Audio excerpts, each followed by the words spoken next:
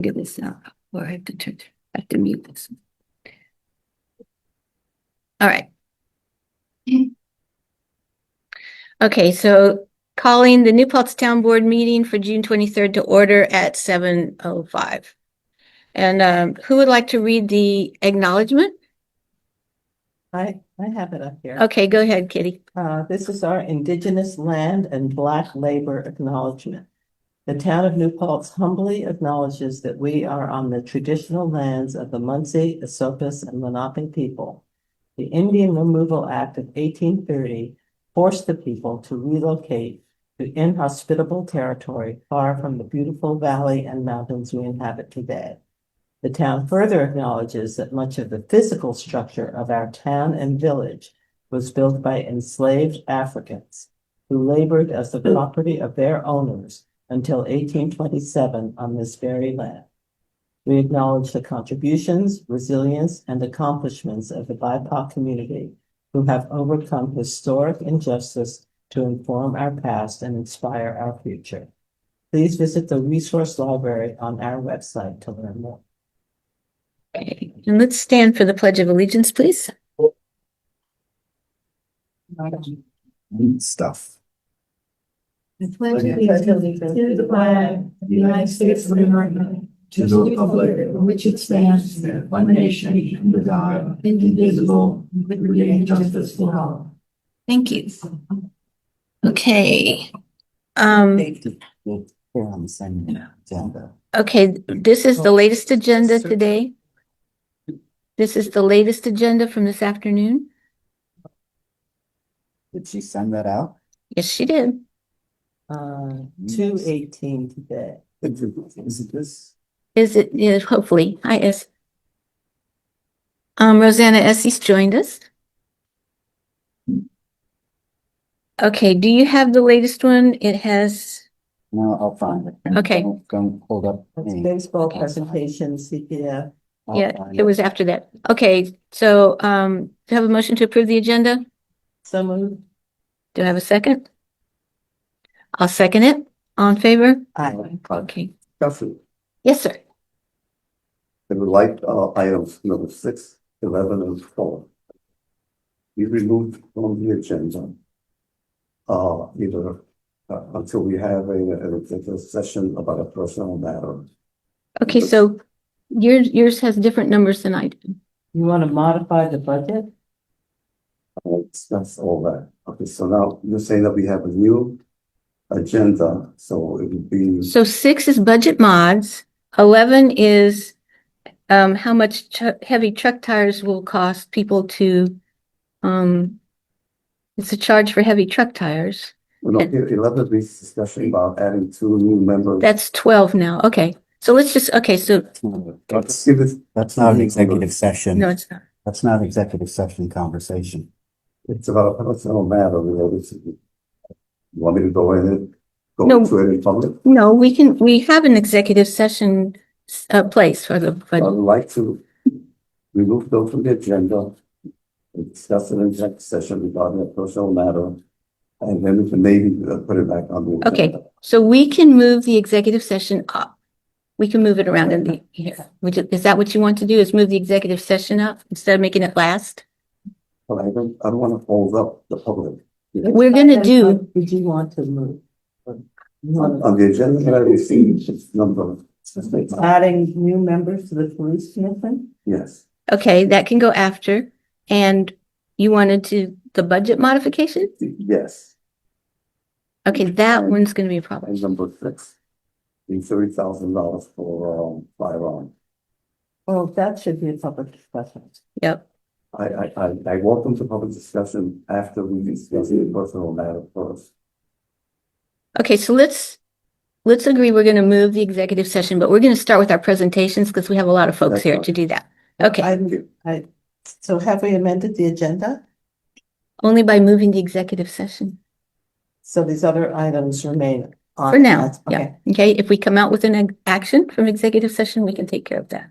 Well, as long as we are discussing things in executive session that are officially sanctioned for being an executive session. I Right. don't want to have a conversation about things in executive session that are not Right, appropriate for executive session.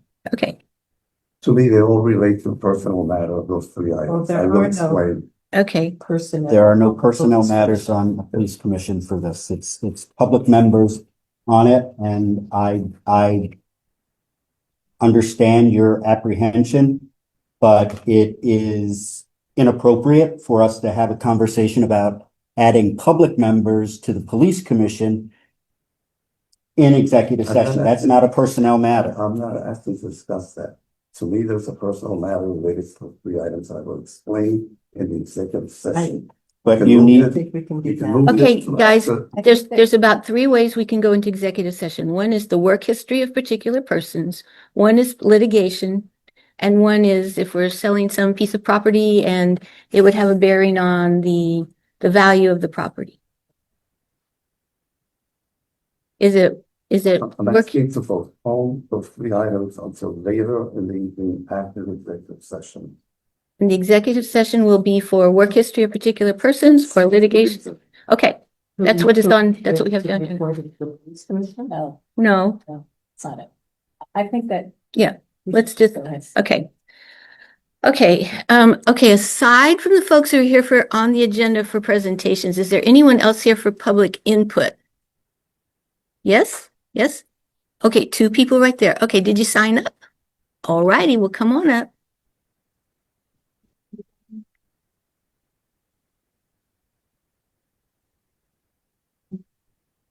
this better not be for my dinner. That's okay. Sure. And your name, Diana Armstead. thank you. Good evening. My name is Diana Armstead, and I served on the New Paltz Police Commission for 9 years, starting around the year 2000. At the time, the Police Commission consisted of 3 volunteer community members with no ties to any New Paltz government entity. After I left the commission, it was expanded to 5 members for practical purposes, scheduled etc. Several years ago, I was asked by the town board to serve on the New Paltz Police Reform and Reinvention Committee. The committee put in a significant amount of work, and subsequently recommendations were presented in a lengthy report to the town board for review and consideration and implementation. Nowhere in those recommendations was there a suggestion to have town board members be part of this recommended 5-member police commission.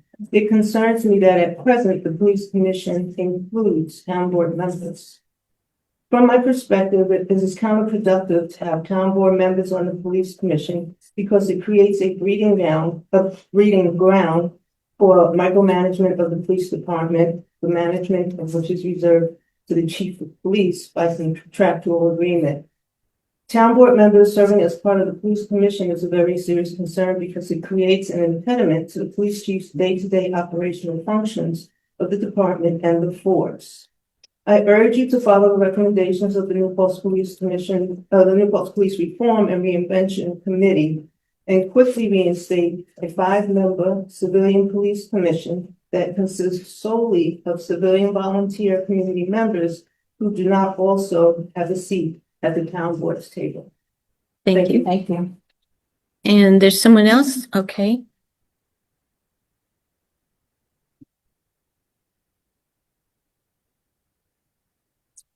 Evening all, thanks for hearing the New Paltz Cooling Center. Could you, for Yes, name's Tom Gillett. Thank you. I'm a resident of New Paltz. And I will speak also to, towards an effective and empowered, police commission. So my question tonight is, why are you bringing up the purchase of $30,000 worth of police weapons and associated equipment for your approval when it's not been previously considered by the police commission? As a parenthetical on that, there's no explanatory backup on the agenda having to do with either the 30,000 or the 40,000. It's possible that you're considering waiting. I don't know why there's not some supporting information. It doesn't make a lot of sense. But back to the weapons purchase, chapter 34 store up on the current version clearly says, subject to budgetary restrictions imposed with respect to the department, the chief will review with the commission and furnish to the town board appropriate and detailed specifications for purchase. It's pretty straightforward on its face. I hope no one is making the case that the police commission review is not required because the purchase is being financed out of the seizure fund.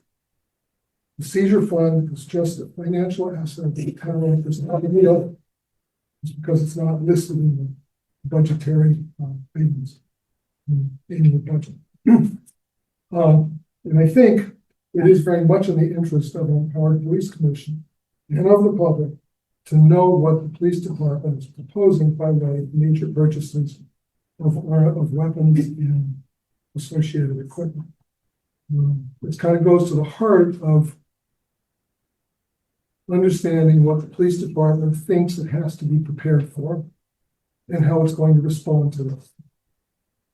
Are we buying machine guns? Are we buying a tank? No, those are the questions that have led to this issue, and it's been here.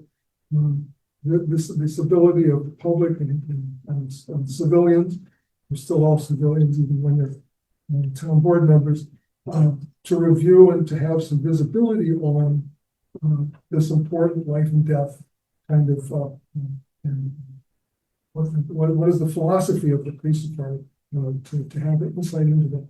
So I think it's absolutely critical that the police commission have that review.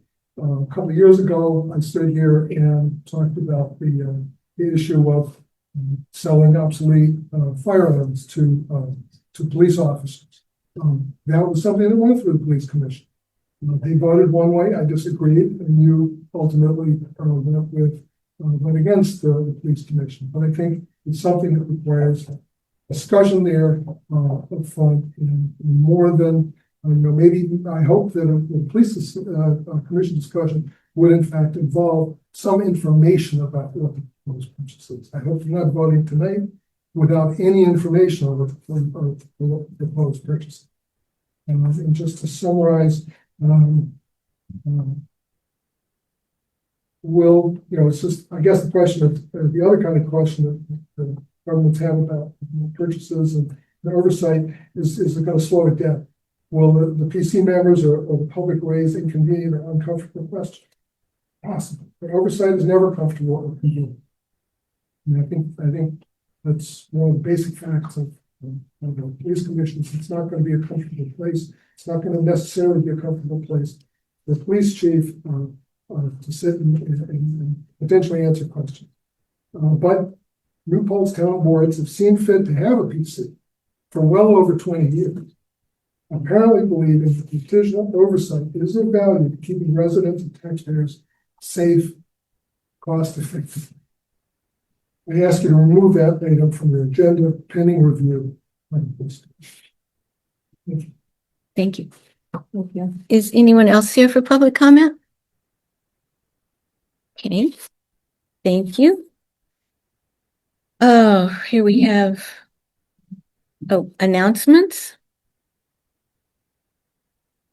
There's a free concert in the park. The Jazz Pioneers will be performing at the Field of Dreams on Sunday, June 29th from 5 to 7 p.m.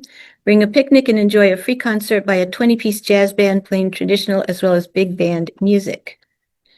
And we currently have the following board committee openings for volunteers. The Planning Board, 1 primary and 2 alternates, and the Ethics Board, 2 primary members. If you're interested, please send a letter of interest and resume to the assistant at townofnewpaltz.org.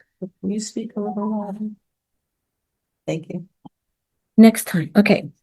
Are we ready for the baseball presentation? Who's doing it? Jen is on Zoom. Jen's going to do it? Okay. Hello, can you guys hear me? Yes. Yeah. All right. Good evening, everyone. My name is Jen LaFalce. I am not there. I wish I could be, but I'm on representing the New Paltz Baseball Softball Association, as well as some other parents and coaches in person today. My husband and I lived in New Paltz for 17 years. We have a son, 11 years old in baseball, as well as other sports, daughter, 10 years old in softball, as well as other sports. I grew up in New Paltz, went through the school system, played sports. My husband coaches. I just want to take a couple of minutes to walk through the process that I took in evaluating scoreboard options. So we're going to start there, and then I think others in person may have more to add. So this actually started over a year ago, exploring the ability to have to host a baseball tournament at our Clearwater field. So we're looking for ways that we could earn some additional revenue for some of our baseball teams, so that we could buy some additional equipment, uniforms, things like that. Tournament actually never came to fruition. One of the things that was an opportunity at Clearwater was scoreboards. They weren't functional. I did attempt to get them functional, so called the company that makes them, which is All American Scoreboards, about the current scoreboards. They don't have replacement consoles. That model is actually about 31 years old. The two that we have there, their advice to me was actually to try eBay for used parts, because they no longer make them.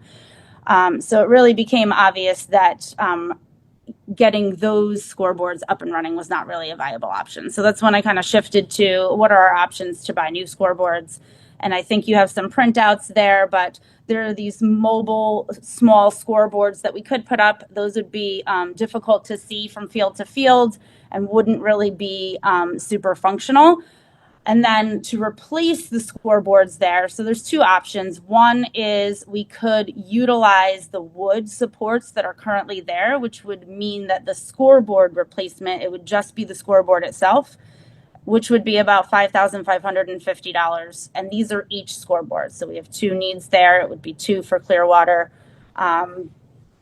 What I would recommend, though, would really be to replace the entire thing. That makes the life, right, from a maintenance perspective, all one, as opposed to having something that may need to be replaced from a wood support perspective and then the scoreboard separate. Doesn't really probably make a whole lot of sense. So the replacement cost would be $9,178. These numbers are a little bit old because it took us a little while to be able to get in front of the right people. That would be per scoreboard. So we would be looking for two for Clearwater, and from an equity perspective, we would also want to do the same for our softball fields at Field of Dreams. So two there as well. Let me pause for a second for Wait. any Two at Field of Dreams and two at Clearwater, 4 scoreboards? correct. And they cost $9,100 each? Yep. Okay. So let me just add a little bit of context around so first of all, this would allow us to host tournaments and drive revenue, right? The other piece is that this really does align us to our surrounding towns from a field needs perspective.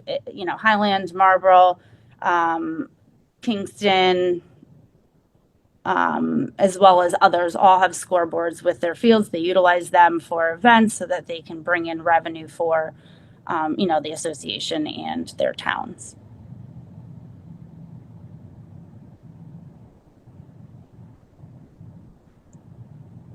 Did you want to have anybody in person also? Of course, yeah. Are you frozen or, oh, no. No, she just, I'm not frozen. I was pausing for additional questions. Sorry. Oh, Lovely clarification, Adam. okay, did you have more that you want to tell us, Jen? I do not have more that I want to tell you. I'll open it up for any additional comments from anyone in person, though. Go ahead. I'll chime in. Brian Sassman, the president of the New Paltz Baseball and Softball Association. Jen's right on point with all her explanation and reasoning behind it all.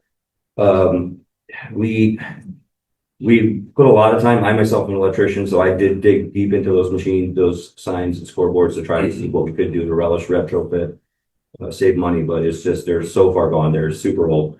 We don't even have anything on record to show where they came from originally. We don't know if the town provided them or some private organization donated them 30 plus years ago. We have nothing in the archives. I doubt you guys have anything in the archives as well. I still see it as one of those things that had it been provided by the town, that it would be the town's responsibility to maintain and to upkeep and or replace as needed. So this probably could have been brought to your attention years ago for better planning. But either way, it is pretty close to a necessity for the league. It doesn't just benefit our organization, it benefits other adult groups that come and play. There's other schools that reach out to the town and coordinate with us availability. They come and play. and run their own programs and their own little events.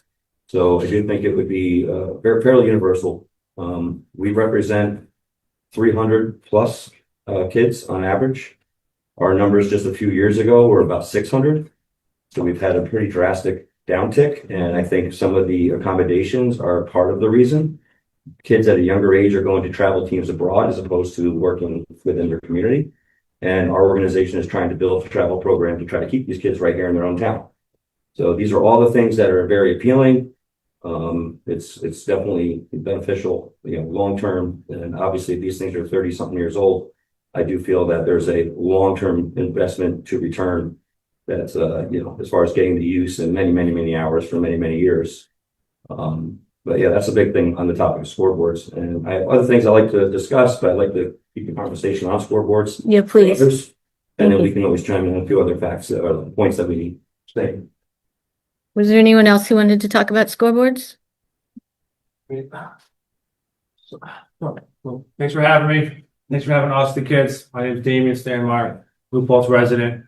Really segueing, I guess, to field conditions. I have been in the men's softball league for over 20 years as the manager. We're very grateful for the Field of Dreams to have that with the beautiful view and everything. Over time, it's been very frustrating with the lack of proper drainage and the lack of care that goes into those fields. Over the last 15 years, the degradation of the fields, not getting the proper grading, just not the proper field work that goes into it. And I say that as someone who I'm an administrator in the Marlboro Central School District, so I have a firsthand experience with their fields, their athletic fields, not only their schools, but also obviously their rec program at Young's Field, and just some of the time and money that goes into those fields. And speaking to Brian's point about the declining, youth, we want to keep these kids in our town, And when someone is going to move into this area, and if they care a little bit about sports, they're going to Highland, they're going to Marlboro, they're not coming to New Paltz. And I think that's a shame at this point. With the amount of kids that we have, in our district that are here tonight, I like to give them the best fields and, accessories for what they need to do athletically is really important to me and a lot of people. Through the years, people will complain, but no one really knew the proper avenue to really hear their voices, have their voices be heard. So I know it's not an easy fix. I know it takes a lot of time. There's budgetary concerns. But and Katie here will speak, if not tonight, another time about some of the digging about, we know there's, and believe there is funds available that can be looked at through the budgetary process over the summer to give some more help for our field maintenance, at the very least, regrade it, more individuals to go around and work in the fields. When we show up at a field, it hasn't rained in 3 days, and the fields are either still puddled or they look like you're on Mars. It's embarrassing. Not only for us who live here, but also from visiting towns that come in and talk about, we love your view, but these fields you can't play on. And that's when I bring it up, I get laughed at. You get laughed at by the men in the softball that have been doing this for 30 years. They say it's a joke. It's never going to change. I don't believe that. We're in a town, New Paltz, that believes in progress and being progressive and making changes to our fields for our children. I believe can get done. So I could talk more, but I don't want to take more time. I thank you for listening to us tonight. Okay. Sure. Anybody else? I just said, I know this is coming as a mid-year financial ask.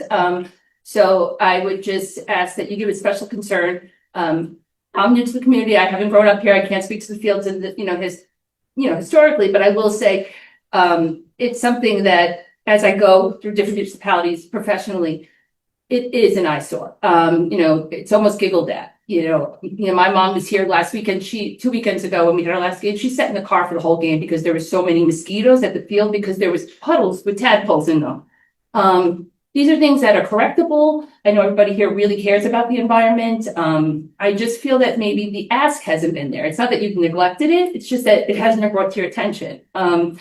I think this represents nearly 200 tax-paying families, and that's significant enough that if you compare 50,000 versus 200 taxpayers, it equals. I don't think it's such a big ask in that regard, and it's equity. There's other sports there, and I'm not trying to pit one against the other, but you've got lacrosse and soccer, and they're being taken care of, and softball and baseball are just not getting the same services. And we want to put it in front of you. Why do you think that is? I think it's just a matter of ask. I think, there's parents, I think you have people from local governments who are probably involved in those sports. And so they may actually be pushing things forward. And these parents are principals and teachers, and they just don't have the time. I mean, look, we had to bring our kids here tonight. If you don't have someone who's involved in the local government, people, this was brought to first the rec department, and then the people don't always know the correct process. And I take it for granted, and you take it for granted, but they don't. And it's because they're busy living their lives and they're busy raising their children. So when they send a letter 8 months ago, and the excuse they're given is that, the police have too much money. We don't have room for field, we don't have money for fields. And someone like me hears it, I go, what does that even mean? It's not that they're doing anything wrong. It's not that you're doing anything wrong. There's something lost in the middle. Just because I happen to be involved here, so I tried to, just say, go straight to Amanda, go straight to the board. But I think in general, a lot of, constituents just don't always understand how government, works. They just go to the closest, action point, point of person, and that person, if it's not a priority for them, then it doesn't become a priority. And I'm not blaming anyone, but that's just what happens. Okay. All right. Well, thank you all for being here tonight. It's good that we hear all these things. And you're right. You're not okay, go ahead. Another one. No, 2 more. Okay, 2 more. My name's Mark Crawford. I'm Vice President of New Paltz Men's Softball League. Oh, okay. And I've been in that position for nearly 25 years. So when the Fields of Dreams were being built, our league helped the Bruto Hop, I think was the company up there, or the organization. And we helped them, and we tried to help them through the years. At this point, obviously, the things people are saying, we have the same concerns for field maintenance. I'm curious, because mowing the lawns, lining the fields, these are things that don't get done, or they get done too infrequently. Sometimes you're playing the grass, it's a foot high. And so we're willing to help, but I don't know if you'll let us help, or the rec committee or whoever. Mhm. So if you need somebody to mow the fields, to line the fields, we're willing to do some of that work.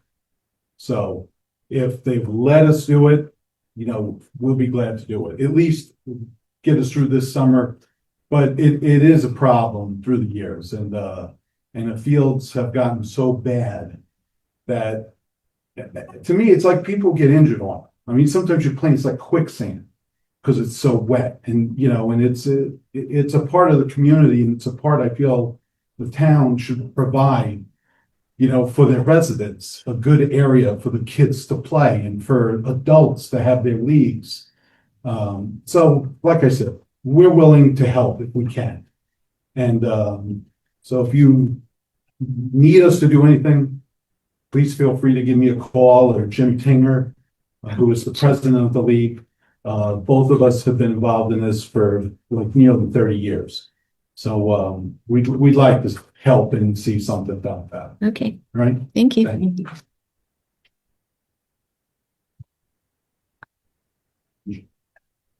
My name is Mike Fritz. First and foremost, I'm a parent and a community member. Secondly, vice president of baseball operations, so I'm part of that board. When my oldest was 5, 6, coming up playing at Clearwater on the smaller field, field 2, the rookie field as we call it, all we heard was a handful of coaches arguing and being upset with the state of field 3 and field 4. Right, those are the 2 furthest fields from 32. Field 4, I never saw a single team, not a single game on, because if it rained in April, it was still there in May. But that's what was always told to us. Didn't think anything of it because my kids at that time were young. We were on a different field. Similar to almost everybody here, we would take it upon us to go find dirt in that the league bought and fill it, rake it, mow it, or not mow it, we'll sometimes mow it, but the idea of getting it playable. So the community's kids have something to do. We chose as a group to not wait 3 years till we get to the majors field to start, which is field 3 and field 4, to start having conversations about how terrible the fields are. Because that would have just been the same thing over and over again. We all know, was it Einstein's quote of doing the same thing over and over again is the definition of insanity, whatever it is, right? So we started to have conversations, and through some of the help of the highway department and being able to have good conversations of what we could do to help all of that, it's gotten better, right? But I feel for the highway department and the rec department, because I don't feel that they are staffed properly to make the grounds playable, safe, There's a handful of times that we were playing on a larger field with my youngest and the grass was so hot. And this is not aimed at anybody that's in charge of that, because the idea was, well, we only have a certain amount of people and they mow on certain days. And if it rains anywhere near that, I think we all are understanding that you can't mow in the rain. It's just going to make it worse, divots and stuff like that. So we understood that. And I personally think that they've done the best job that they can with the manpower that they have to get the fields playable, to the point where I know Chris is here and I thanked him because we've all been a part of the last, let alone 3 weeks, let alone 2.5 months of rain. I think somebody threw 34 straight weeks of weekend rain that impacted. Through some of the teams that we have that are all New Paltz-based kids, we have had a championship game that in Wappingers, through the rain that came 3 weeks ago, washed out the whole weekend. That Sunday, we were able to play on our field. And I say that not because we're happy with it, because of the conversations through our board and some parents with them to get it to the point over the last couple of years that it drains a little bit better. But it's not every field. That I'm talking about Clearwater right now. I also played in men's softball, and my daughter also is part of the softball side of things. And it's not great at all. And I'm putting it very nicely because I'm in public and I don't want to make a fool of myself, but it's terrible up at Field of Dreams. And again, it's nothing to do. They're doing everything they can to get it to where it is. But you know as well as I do, think about this spring.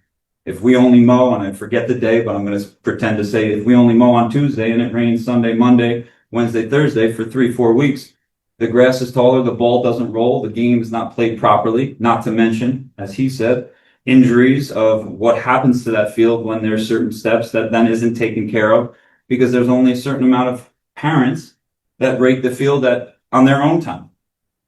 And that's time taken away from doing further things for the kids as far as coaching. All right. I am somebody who's coached minimum of 3 or 4 teams per season. That's what I love to do. I'm not complaining about that, but I am starting to see the impact of these kids, because coaches that we try to get from a young age, by the time they're at rookie level, which is the same time that we started to hear those frustrations, they dip out and go across the river or south to Marlboro or Walk Hill or north to Kingston and above to get these travel teams that have better facilities. So I'm told. I don't know their facilities perfectly, like I'm involved with them, but at the same time, they're gone. Who does that impact? Nobody here except for the kids. We have to have teams. Again, all of this to me is the same monster. If we don't have coaches that are willing to step up to help out because of certain reasons, one of those being field availability, safety of the field, well, they're going elsewhere. So then the team then is 13 to 15 players on a team with one coach. I don't know if you've all ever been there before, but you can probably remember, if you have, how having 15 young ones trying to keep track at the end of a long day with one coach on a field that, I mean, I should have taken pictures if I knew that this was going to happen towards the end of the season, because there was plenty of times we just found a less dry patch to play a game. That should never be in the conversation for kids to be able to play. So again, I like how a couple of the people that spoke said it, that I hope I'm not sounding like I'm putting blame or any of that. I don't know what the answer is, other than the example that we did with the highway and the rec to just start conversations to better it wherever we can better it. And we're hoping for some help here from you guys to figure that out with conversations with the board, the baseball softball board, with the highway, to make it just that much better. That's all, in my opinion, that's all I'm asking for, because there has been some strides in some areas, and there's been nothing since I joined this community, a handful of years ago. And I forget the year, my wife knows that, but whenever we got here. So please don't just cross it off. If that's, I'm not saying that you do, I didn't mean it like that. I just put some honest effort into trying to help us figure it out, because you do have on the baseball softball board and the baseball softball families a handful of some great people that are willing to step up and help. All right, whether it's mowing, whether it's this, that, or the other thing, whatever the answer is, I promise you there's people we can get behind. Appreciate it. Thank you. If I can just close on the topic. Okay. Okay. Bryce asked me again. Mike just nailed it. I want to say that in the last month, Chris has gotten together with you, Johanna, tons of representatives from different sports. And I think that honestly was the first step. That was the long overdue step. So with that being done, I just wanted to let the town know that my board and a handful of coaches who are doing all the raking and the shoveling of clay and the manipulation of the fields to get them ready, we're going to put a list together and we're going to try our very best to make it as an immediate needs, short-term gain, which we're calling a 3-year plan, and a long-term gain, a 5-year plan. And just to reiterate, scoreboards, hosting tournaments, those are the things that are going to allow us to raise money to help, put money in the till. Hopefully there'll be agreements, financial agreements, we can do fundraisers with all of these wonderful kids that we have, but we just need to establish goals. We need to establish a priority tier, and then we need to establish dollar amounts and what can be matched from the town and the taxpayers and what we need to raise to get there and meet in the middle to make these things happen faster and just give an overall better experience to the kids. But I am gracious of, like Mike had already said, field 3, field 4, you, Chris, thank you. Huge turnover. I mean, going from 5-6 day dry time to get on the field to play to a day and a half, maybe getting a tractor on it and grading it. So, and just to reiterate, we take any allocation that we get from the town and we put it all right back into those fields. We don't have anything that rolls over. It just takes care of clay and dirt that we move on our own. Sometimes he gets a wonderful opportunity. He can go move some dirt for us. And then we cover some sponsorship for kids who can't afford to play. Gear, they need it. So we, and then we have our own funds, but we're not a cash cow. We don't make money. We're a not-for-profit for that reason. We're providing what we can for these kids. So just to make that aware, like we're going to put this nice list together. We're going to prioritize it. We'll share it with the town. We'll share it with Chris and Andy Williams, who's also been a great help. And we'll just try to get some things moving in the right direction. I really appreciate your time. That'll help a lot, to have, a list of what it is you think you need first, most immediately. And if you think there's ways that you're going to be raising revenue by having events or things, if you can estimate or give us some idea of what that's like, because I have no idea.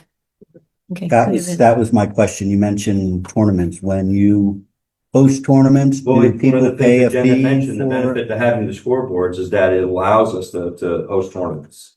It gives you a more legitimate, playing field.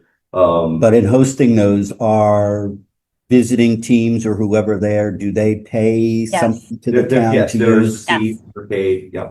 Okay. And who comes up with those fees? Is that something that is worked out with the town? You determine what all the operations will be for that day, materials. Sometimes you're providing food. You're bringing provisions in, any temporary provisions that you have to pull in, extra porta potties and such. And then there's actual fees depending on what you're running that under. So depending on what organization, what sport, and what charter they're running under, there's certain fees that they acquire. So that kind of drives all. So these are in your contracts? I'm sorry? These are in your contracts? Not in our contract. Oh, okay. Now, you're an electrician, so you probably can't answer this, but do you know what the consumption of those type scoreboards are for? Today, in modern days with the LEDs, you're talking milliwatts. Very nominal. I can promise you that would probably be like a 20th of what those existing scoreboards used, like combined to one. Okay, well, so clearly just like these LED retros. I mean, I can tell you one thing that the keyboard warriors have gotten on me on as an organization was, we want lights, and I tell them they need to be here. Like that's not something I can do, right? If they want lights to soccer fields and baseball fields and softball fields, they need to come here. That's like the only other thing that's really come at us in a bad way aggressively. I'd like to make a comment to the public. I welcome your presence, hearing your concerns here. I ask you not to disengage, but to actually engage with our budget process that formally starts in August and finishes in November. Okay.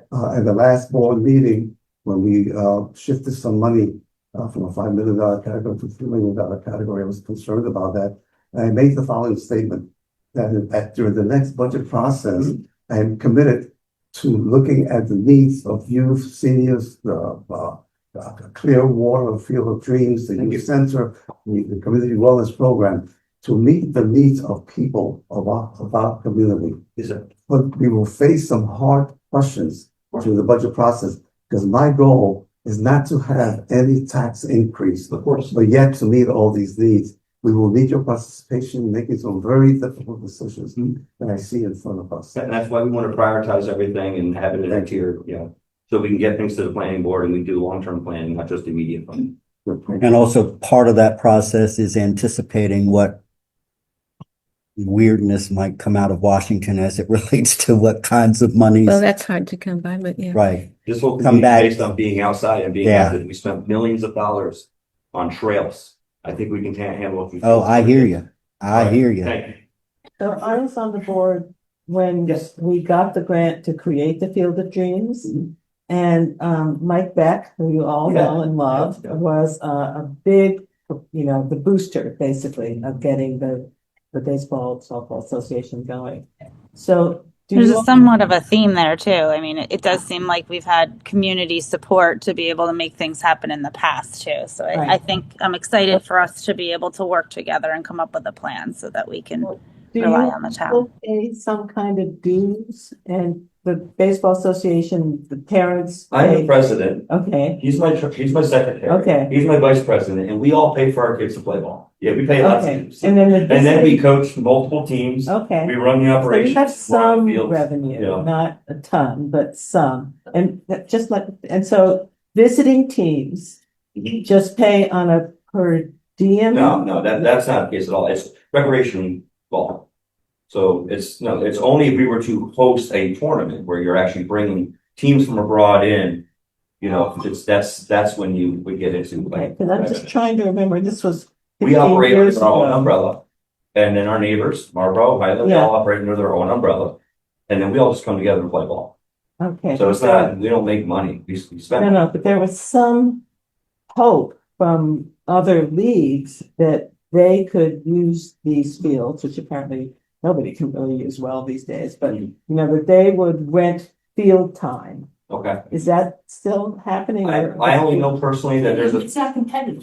We have subpar, no, but she's. facilities compared to other, so why would they rent in New Paltz if they can go rent in Well, that's Highlands the or? question. Did they for a while and now the Okay. fields are in such disrepair? that- Well, yeah, I've only heard of like maybe SUNY actually doing some stuff there. Me personally, as the president, the only organizations that have reached out to me, like I said, are some small schools, camps, groups, a few like men's league stuff. I don't know what they pay to the town or the community. They just call me for availability and say, hey, we got no man, go get it. So like we're not managing the fields in any capacity. They're not ours, they're yours, right? They're the taxpayers and Field of Dreams as well. So we're not running outside operations, we're running our own operation. It's not like soccer, who's able to monetize by having outside, men, women, children from all over Hudson Valley, build it and they will come. Yeah. We don't have the ability to market this yet because Wait, it's not So, monetizable. wait, are you saying that soccer and other sports do have visiting teams come and Well, I mean, play I think fees? soccer, I'm not a soccer. Anyway, but if I you don't look, want to, but they let's have- not get They too have deep junior into the classes, weeds they here. have camps because they I- they make a profit. You don't have to. I think what we heard here was that you're willing to put together kind of revenue, income. How much do you need? How much do you think you can raise? How much do you need from the budget? And, that's what we need to see. Well, we submit our expenses But Right. budget every year. Yeah, You guys but have it sounds like running it's gonna be record. very Okay. different Yeah. this year. I think Right? what I'm hearing is that we started with a meeting. There was a group, kind of getting different people together, and we maybe need to continue doing that. Yeah, we're slated for July 1st, and Yeah. I think that's something that should continue. And honestly, I mean, if you had revenue type questions for any of your operations, when we have those meetings, that's all rec coming together, soccer, travel organizations, rec organizations. It's wonderful that this has happened, and we want to keep it going. Right. So even if the town has questions and stuff, that's a good place to put it for general conversation, and then we can bring things back to the table in the meeting. Right. There's an ask here for capital investment in the scoreboards, like immediately, and then the ongoing conversations with the budget for rec. So. Okay, so we'll separate those two Everybody things. here is volunteering to fundraise for the scoreboards. I mean, that's pretty significant and they shouldn't have to, right? So. Okay, well, I thought the letter said you would. we thank you for your presentation. We have a lot to think about. Thank you very much. You've given us a lot to think about. Wait, thank you. Thank you. Like to let you know as well, the soccer program, rec soccer. Yeah. Travel soccer has, I don't want to say kicked off from the school district, but because they decided to keep their fields to be fresh for the school district side of things. That travel soccer is now also at Field of Dreams and also at Lenape.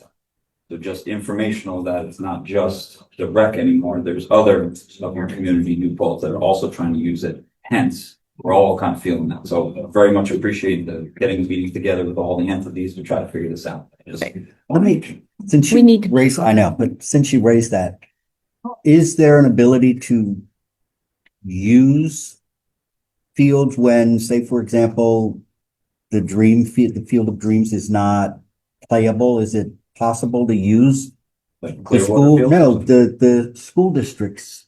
Not at the high They school. should know. They gave us the Lenape field, which was not touched for a while. And then I think the school district and the soccer program was able to figure out putting fields. But they're not great either. I know that's not necessarily your piece to You it, know, but one And thing not for baseball. is that, Yes. all of these new apartments that are going in on 32 North Yeah. will all be paying a recreation fee that can only be used for capital improvements. So I don't know if the village recreation fee can go towards recreation that everybody uses at other places, but let's find out. That's 1,200 units Okay. between both buildings, right? Yeah, I mean, that's gotta be Great. a couple $100,000. either way, again, much appreciated. Okay, thank you all. Actually, I think there's already a discussion with drainage. I think soccer already had a discussion. Yes. with Drainage, That's big. right? That's the big We're point. not, we're not raising that for the first Okay. time. I think that's a bigger discussion. Okay. Okay. All right, Thank you. thank you. Okay, the next thing I have is the Climate Smart folks. CPF. Oh, CPF, sorry, I skipped it the CPF. wrong way. CPF, sorry, CPF. Okay. CPF. I am trying to share. Did you have something for public comment that you didn't do? Okay, All baseball, that's all. okay. Okay, Because you said you had something else, but it wasn't, but Okay. No, I wanted to just close out got it. and try to put everything, put a nice bow on it, yeah.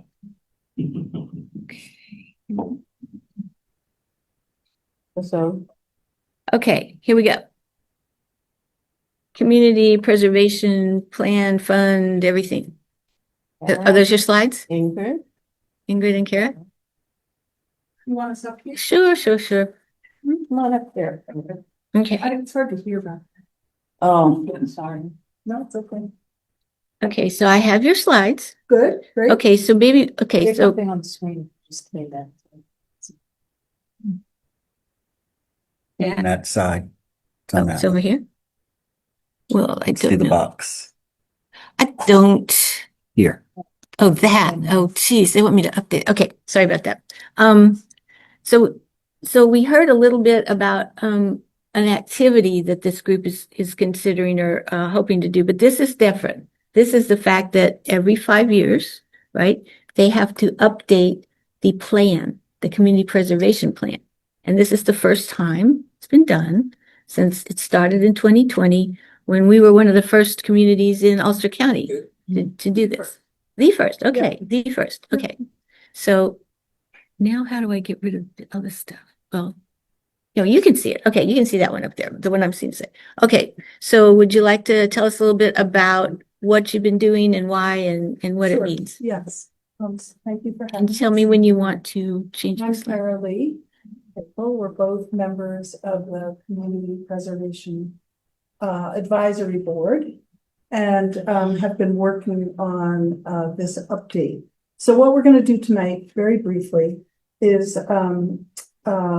tell you a little bit about the Community Preservation Plan, because most of you were not on the board when this was created. So we'll give you a brief refresher on what it is and why we're doing it. And then we'll describe the updates that we need to make. And the next step will be for you to set a public hearing so that we can adopt the updates as amendments to the plan. It actually requires it requires adopting a new law. Yes, and that is based in the community preservation law. And it From the seems state. like an awful lot to have to do to achieve the kind of amendments we're looking for. But we've been advised that that's the way we have to do it. So why don't we go to the next slide, if we can. I thought I did, but it didn't. There. There you go. So I want to go back to the summer of 2020, when the town board established a community preservation fund. And the revenue for the fund comes from a real estate transfer tax. And you'll probably recall we had a townwide referendum to establish the tax and the fund. It passed with 72% of the vote. So we felt we had a really strong public mandate for open space protection and protection of natural resources. The law that this comes under is the Hudson Valley Community Preservation Law, and it requires that you develop a community preservation plan at the same time, and that you establish a community preservation fund advisory board. And the role of the board is to try and carry out the plan and showing the advise plan right the there. town That's board the plan. on potential opportunities to spend the fund on land preservation. It's So that- not an insignificant plan. It's not an No, insignificant plan. that is it right there. That's me. Okay. It's an excellent plan. I just reread it again, and it's very detailed and very good. So that's just gives you the outline of where this all comes from. You can go to the next slide. So New Paltz has done a lot of open space planning, and so we had a lot to draw on. So this is created from our existing plans, the comprehensive plan, our 2006 open space plan, and we have a farmland protection plan. But this pulls it all together, and it takes it kind of to a new level because we were able to apply new tools, geographic information systems to create good maps. And it's really a science-based plan to guide decisions about protection of open space resources. And this is a short list of the kinds of things we're looking to protect. Farms, forests, open space. Maybe create some small parks, nature preserves, maybe some trails. Important habitats, different kinds of habitats, wetlands, river corridor protection, water resource protection, and properties with scenic or historic values. So it encompasses a lot. And I think, Ingrid, you're going to talk a little bit more about the nuts and bolts of how that works. Do you want the next slide? Yes.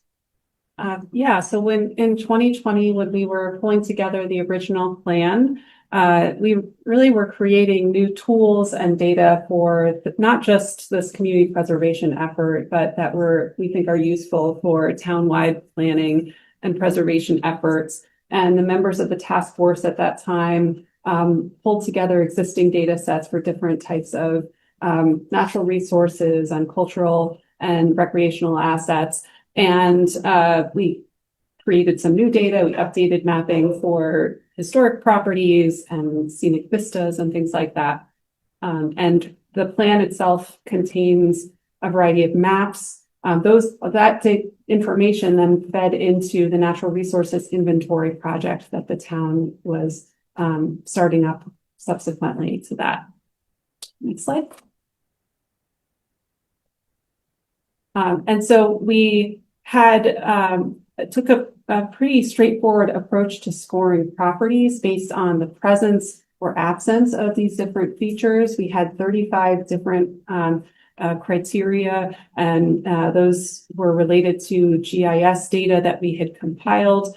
We grouped them into 7 focus areas. So we had information about water resources, agricultural lands, habitat and wildlife areas, historic sites, recreation assets, scenic vistas, and then we also included the original priority areas identified in the 2006 open space plan.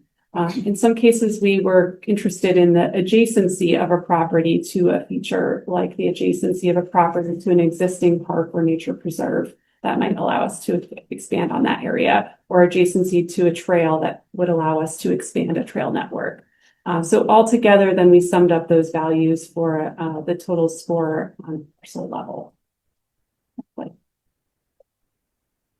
So in the updated plan, we now have identified over 1,700 parcels in the town containing at least one of these priority resources with a maximum score of 23. And that does not mean that we are intending to protect all of these properties. This is really a decision support tool that we've been using as a starting point for evaluating the conservation values of properties. But it's just based on the existing GIS data that we have. So when we're evaluating properties, we're typically going beyond the initial screening that the maps provide us. But the evaluation is really important because it provides the basis for eligibility of a property for preservation using the CPF, Community Preservation Fund. The other thing I would add is that all these things are important ingredients, but having a willing landowner, a landowner who wants to preserve their land with a conservation easement is key. And it is not that easy to find. And we're particularly finding that the market for properties has been so hot that it's hard for us to find landowners who want to sell at what we're bound to, which is an appraised value, because they can get more so easily. So anyway, It's just very clear to emphasize that we're not talking about eminent domain. No, We're not no. talking about takings. We're talking about a purchase Yes. from a willing landowner Exactly. at the appraised value. Exactly. And Loud and clear. Yes. but you're not actually always purchasing the land, you're purchasing the development rights Right. or something like that. Right, which would be a conservation easement. Right. Yeah. Anyway, it's just another ingredient in how this plan works and how we think about it. So I'll just go into a little more detail about this update where, so we're required by law to update the plan every 5 years. We looked at the existing plan. We still think it's really great and relevant. There isn't new information necessarily that we felt was important to add at this time, but we did want to make a few updates. So we added floodplain parcels that had been excluded in the original plan because they were considered to be built out. And so there were 135 parcels added, and that was in part because there was an opportunity in the past few years for a FEMA buyout of a repeated loss property in the floodplain on Springtown Road. And this would be an opportunity to restore floodplain area that where the fund could help to be to use for the local match of a grant like that. So we think it's valuable to include those properties that could be at risk of flooding in the future if that type of opportunity might arise again. We also added 2 newly designated historic local landmarks, including the Ann Oliver House, and updated the scoring of the Floyd Patterson property. And we updated the mapping for existing public and protected lands to reflect newly protected properties, including 4 wetland properties that the town acquired in the Ohioville area using the CPF. That was through the county tax auction process. There was a conservation easement on Ohioville Road protected by the Wallkill Valley Land Trust. And there was a New York City DEP property that had been omitted in the original map, which we added in. Next slide. We also updated the scoring for properties based on that adjacency to newly protected land, and we updated the related tables in the plan, including the appendices that include all of the parcels that are eligible for protection under the plan. And there's a new appendix F that describes this embedded things and what it entails. I will note there's a small error that we noticed after it had been shared with you, which we'll fix in that appendix, just listing the number of floodplain properties. So we'll make that correction with the website. That's another one. Oh, this is So hold up that book to the owl so the public can see what this looks like. And that's a good book. Oh, you know why? Because I'm doing this. You'll have to wait till you're done with your slides Okay. and then we can Okay. do it. I'll quit sharing. There's a You have a picture. website, do you have a website? It's on the town. Yeah, so it should be on the town's website, so people can go there and see it. So, Question. Yeah. You mentioned one property that I'm very familiar with, because I lived next to Floyd Patterson in the 70s, the 80s. So that's a piece of property that I'm familiar with. So what is the interest in that property? Is it the history that he had, It's already been designated. yes, but I'm just trying to understand, so it's for historical purposes, or does it have to do anything with the area that floods on the lower part of the property? yeah, that's a case where I believe that property was already in the plan and we just updated the scoring to reflect that designation as a local landmark. But there are other attributes that, including perhaps the location in the floodplain or other water resources present on the property. I can't recall the details. So if you got a conservation easement for the property, what does that mean? Can you explain that? Yeah, I'll take a shot at it. So a conservation easement is, when, either a land trust or a town buys the development rights from the owner. And that means that, the conservation easement runs with the deed forever. And it means that the property cannot be developed. And so the landowner gets the cash value of the development rights, but is also bound to the requirement that the land will be developed. So it can't be subdivided or. To living there and then. Every conservation easement is different and they are designed to meet the needs of the landowner. So sometimes we'll work with, let's say, we're working right now with a farmer who lives on the farm and wants to protect the farm in perpetuity, but will continue to live there. And so that's just part of the easement. Yeah. Also, while they're negotiating with the landowner can say, and by the way, I want to preserve one building lot for the future. And you can negotiate that into the conservation easement. It's been done with the local land trust. So, it's a negotiation when we do a conservation easement. And every single conservation easement is different, depending on the land. I asked the question because this is something new to the community, and I think this helps to explain or understand what it means in a practical fashion. Thank you. Yep.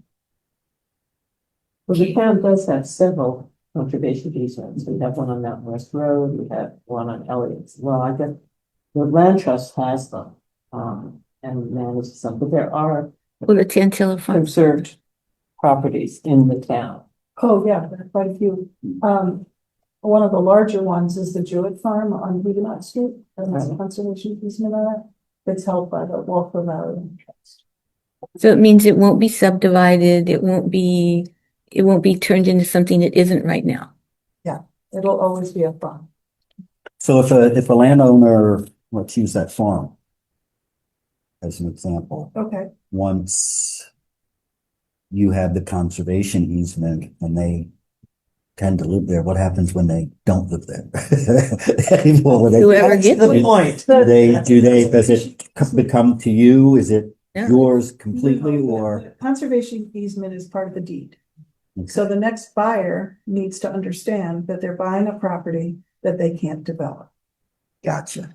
That's how. Kind of like when you buy property that has a wetland. You Well, can't do stuff with it. Right. Got it. Okay. I got it. And then, the land trust plays the role of the enforcer. They monitor the property on an annual basis to make sure that the terms of the easement are being adhered to. Gotcha. Yeah. Thank you. Any other questions Thank you. for the moment?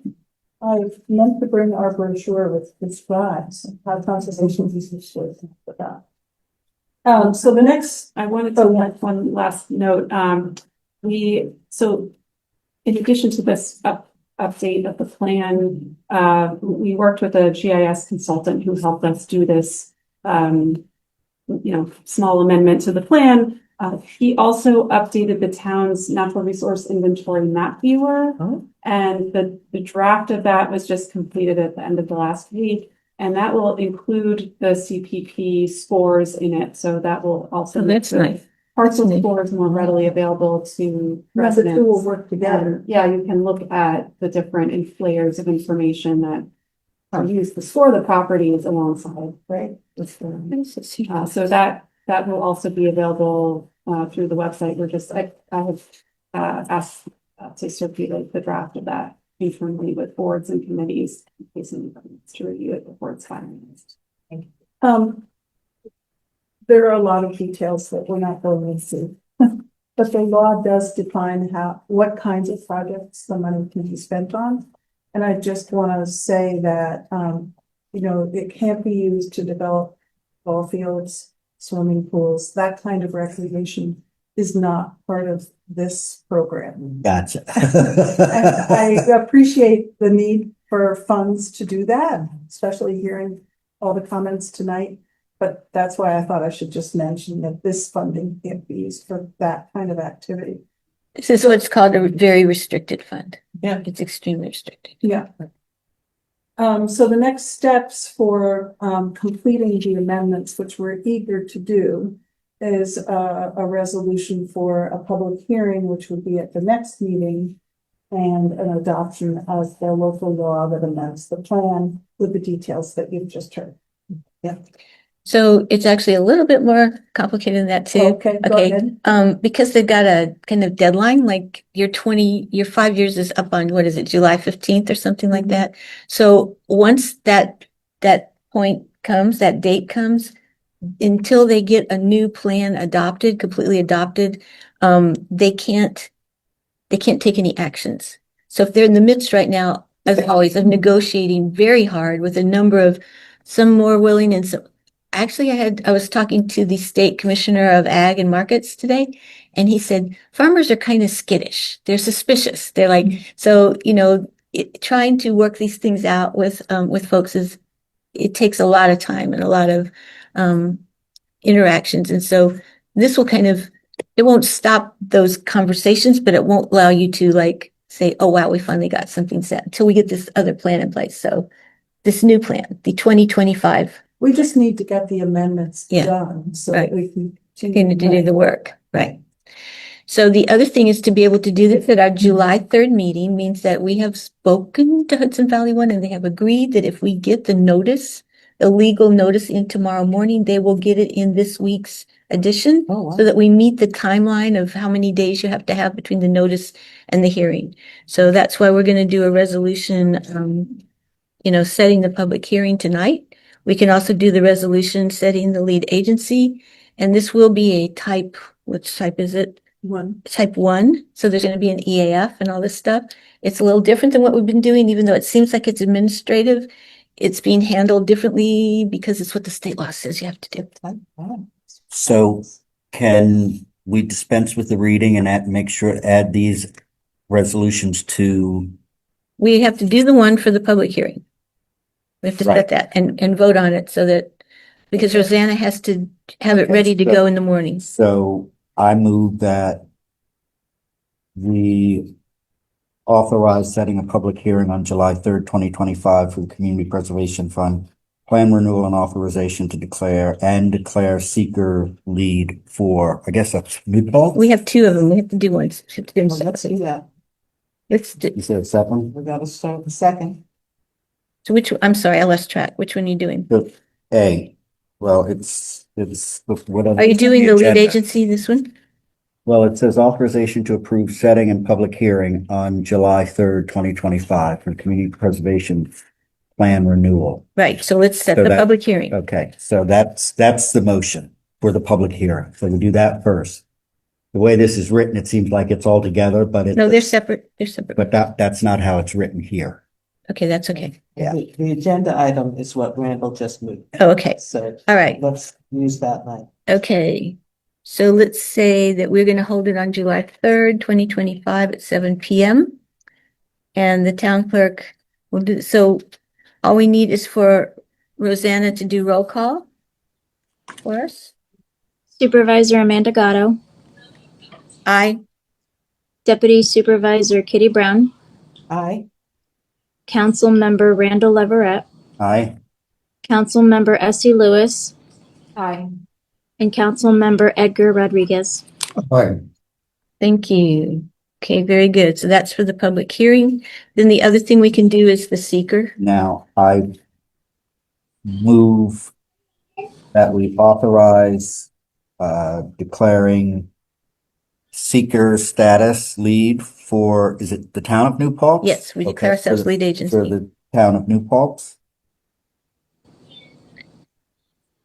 Okay, so we have not examined the EAF yet though, because I'm not sure we have all of the EAF. Well, we filled it out. Okay. So we need a second or do we need to Second. examine that? But, Was it on the portal? I thought I saw it, but I'm not seeing it now. This is the local law. Section 2,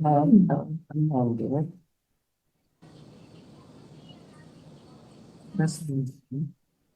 Oh, resolution classifying action and declaring lead agency and uncoordinated review. But you're saying it's a type 1? Yes, we're gonna classify it as a type 1. We're gonna declare ourselves lead agency. And then the determination of significance will be made at such time as all reasonably necessary information is received by the town board to enable to determine whether the action will or will not have a significant effect on the environment. That's what's in our resolution. Does this need to be done tonight in order for you guys to meet your deadline? We need to have it for the public hearing. I have not looked at the EAF. We are saying a determination of significance will be made at such time as all reasonably necessary information has been received by the town board to enable it to determine whether the action will or not. So it says we have time to do that. We are declaring ourselves lead agency for a type 1 action. Or did you second that? I I did. thought you did. I just want clarification because it says, whereas after examining the EAF, the town board has determined that there are no other involved in both federal agencies. So, I haven't done that for tonight. No other agency has, Done by the Yeah. meeting. no other agency has approval authority with respect to this proposed action. We know that. Yes, Okay. and we can determine significance at the next meeting. So my second stands. It does. And so now Rosanna's going to do a roll call on the fact that it's a type 1, that we're a lead agency, and that we will do a determination of significance soon. Supervisor Amanda Gatto, Aye. Deputy Supervisor Kitty Brown, Aye. Councilmember Randall Leverett, Aye. Councilmember Essie Lewis, Aye. Councilmember Edgar Rodriguez. Aye. Thank you. Okay, this is good. So what's going to happen next is then it'll get noticed in the paper this week. We'll be able to proceed on this in our July 3rd meeting. In the meantime, we will all look at the EAF and determine that it says right now there's nothing of significance, that you guys have done parts 1, 2, and 3. We'll all look at it and convince ourselves that that is the case. And then we will also vote on adopting the local law. And then it becomes a whole thing because it has to get codified and all this other stuff. So it has to get filed. The hearing will occur at the beginning Yes, of the evening. Yes. And then we have regular board meeting. right. So we'll leave it open. We can leave it open during the meeting in case somebody shows up that, whatever. We've done that before, had a hearing and left it open during the meeting so we can do that. Okay. Okay. It looks like there's one more thing in here. What's one more thing? Public hearing. I guess some of these will be this. I'll make sure that we have done everything. Rosanna, have we voted on everything that you need to set this public hearing and to adopt the amendment? You're not going to adopt the amendment until after the public hearing. So for now, just setting the public hearing and the other resolutions is enough to move on to the next Okay, so I was, sorry, I just wanted to make sure that we don't have, do we need a resolution to propose adopting? the No, amendment? this is gonna go out with the public Okay. hearing. Good, thank you. We can do that after. Right, but this goes out so the public knows what we're talking about. Okay, all right, cool. And this is on that is on the list. Okay, if you guys get a chance to look at it, it's really kind of interesting to see that. Report? Yeah, okay. All right, anything else? Lady? So is the amended version on the website of the 2020 now? I don't know if you put the updated version on. So it's got to go with the hearing, with the notice of the hearing, so it'll be a link we can put on. All right. Okay, Thank you. okay. Painless, effortless. Yeah. Yeah, pretty much. And you're gonna give me the one that has the tiny fix? Okay. Right, because I don't want to put too many out there, then we all get confused. Okay, all right, thanks very much. Thank you. Is that yours to go? So Amanda's? It's mine. Okay. Okay, so now Yvonne's leaving. Wait, Yvonne, don't leave. Okay, just walking around. Now we get to climate smart. So let me get rid of this one. And go to, Here are our greenhouse gas We're green people. people. Finally, we got it on the agenda. Yes, thank you. Thank you for having us. Oh. Gosh, all day I've been So, transportation. okay, Yep. all right. So nothing new here about transportation, that's for sure. It's always transportation. Well, it's always been. Okay, Yeah. so again, I think you guys need to put this in context for us. Like, why are you back here again now doing this? Okay, so first of all, my name's Izzy DeFino, Yolanda. and we're part of New Paltz Climate Smart Task Force. And basically, this task force is underneath the umbrella of the New York State Climate Smart Communities. We are part of our submission to New York State to get our bronze recertification is doing a new greenhouse gas inventory report. So why don't you tell us why you have to get recertified? I can't hear you. I don't know. But Can you guys step outside? Sorry so much. It's just. Thank you. Do you mean like why we are doing 2017 and then 2020? Why are you getting recertified? Oh, We got bronze. What? We got Yeah. it. What are we doing? so unfortunately, if we can lose our certification if we don't resubmit the appropriate points basically into the New York State system. So we're hoping to not lose to be clear, town and village certifications. It's not New Paltz Climate Smart certifications, it's for the municipalities.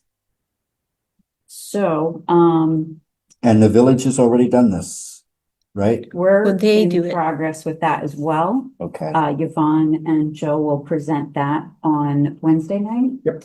to the village. To the village board, yes. That's not different than what we had to do before. Yeah, it would have been nice to have both boards at once but they it have is different what it reports. is. They have their own stuff. So Yes, it didn't yes. really help. So Did we do everything we did before? That was a lot of work. I don't know if we had to do. We agree. Yeah, I'm not sure we had to redo literally everything because very fortunately we had the 2017 report to like mirror off of and learn from, as well as Joe was part of the 2017 build last time. So we luckily had some resources to assist us and not start from scratch. And then I know Yvonne has spoken with you as well to get insight of what on earth should we be doing? So, but when we got certified the first time, this was just a piece of it. I mean, the NRI was part of it. The climate vulnerability study was part of it. The climate action, there was, the floodplain thing. There was a lot, there were many, many, many actions that were Yes. done. Do you have to redo every one of them or just the certain key ones? I think just certain ones, we just have to meet a certain amount of points Okay. to get up to our recertification. Okay. That's a better question for Yvonne, though. I know we might not be able to accomplish as much as we hoped by the deadline of July 11th. That's the other thing people need to understand. You have a deadline because, Well, if we don't meet that deadline, we lose. and if they only review these things at certain times of the year. Yeah, When I is the think deadline? July 11th. July 11th. Yeah, I believe their review is going to be the end of the summer, but they need enough time. To do it. Yeah, because they might come back to us and say, you need to change this or revise that and resubmit and yeah. So basically all we're doing is agreeing in advance of the village, Well, this is ours. This is Separate to ours. the village. separate to the village? Yeah, this will be a town report in its entirety, not any village connection or detail. Who's read it? You I read it. Yeah, read it? yeah. It's cool. It's, It's very encouraging, actually. it's, Good. most of it is encouraging, but the I have some things, high notes and yeah. It's only 100 degrees outside I mean, you talk For 3 days in a row. and the sun comes up at 5:30. Yeah, yeah. I mean, you talk about some of the risks of climate change, and that's why it's important to do everything we can to try and reduce greenhouse gas. But I'm not supposed to Right. believe in climate change, right? Yeah. He votes with the R word, so we're just talking. Okay, sorry. Gotcha. I just wanted to make sure everybody kind of has the framework Yeah. of this. Yeah, absolutely. Those of us have been living it for so many years. Right, Yeah. right. We're behind yeah. But if you do have like more detailed questions, maybe Joe can help or Yvonne can kind of pick their brains a little more than me. Well, for the sake of the public, Yeah, can you spend 2 minutes to describe basically what the inventory does and why? Just real basic. Someone that absolutely. maybe never heard anything about this. Yeah, so this report, it's a collection of data that we have received from not only town departments, but from like New York State and what would be another DMV, Ulster County. yeah, Ulster County. vehicle miles traveled, stuff like that. So by taking all that data, we've collected it, really like double checked it, and then we're able to calculate from, let's say, how many gallons of propane you used or No, that's no, that's okay. gallons of Gasoline, diesel. Yeah, calculate the amount of gasoline in gallons equates to carbon dioxide emissions, for Equi- example, or we, because everything, to make the math easier, we bring it to CO2 equivalent, just to have all the emissions on the same playing field. Now I have all these sports terms in my head. What's the field? You tell me when you want the next slide. Yep, no, we're good. Next slides. Okay, so, the second is just saying, thank you for all of you for listening to us today, taking the time going through all this. Did want to give a shout to, Jean and Chris over there. Thank you very much for all your time and helping us get everything. As well as other members of the town here, and we had a couple people from outside town as well. So moving into the third slide. So you're gonna describe how we rate right now? Get there, yeah. Yeah, I'm going to go through, there's a lot of data I could give you, but we'd be here for a couple days. You're in trouble. So. Well, The world's in trouble. You call it. Yeah, well, I'm going to show you some good news first. Something. Yeah. So first of all, we've got 2017 CO2 emissions in blue, 2023 in orange. And this whole bar graph is by energy source. So fuel oil, gasoline. Your fuel oil, you went from 68 metric tons to 1. So you reduced by 98%, which is also saving you money. Very good. And that's switching over to heat pumps in almost all of your Electrification, facilities. right, yeah. Yep, exactly.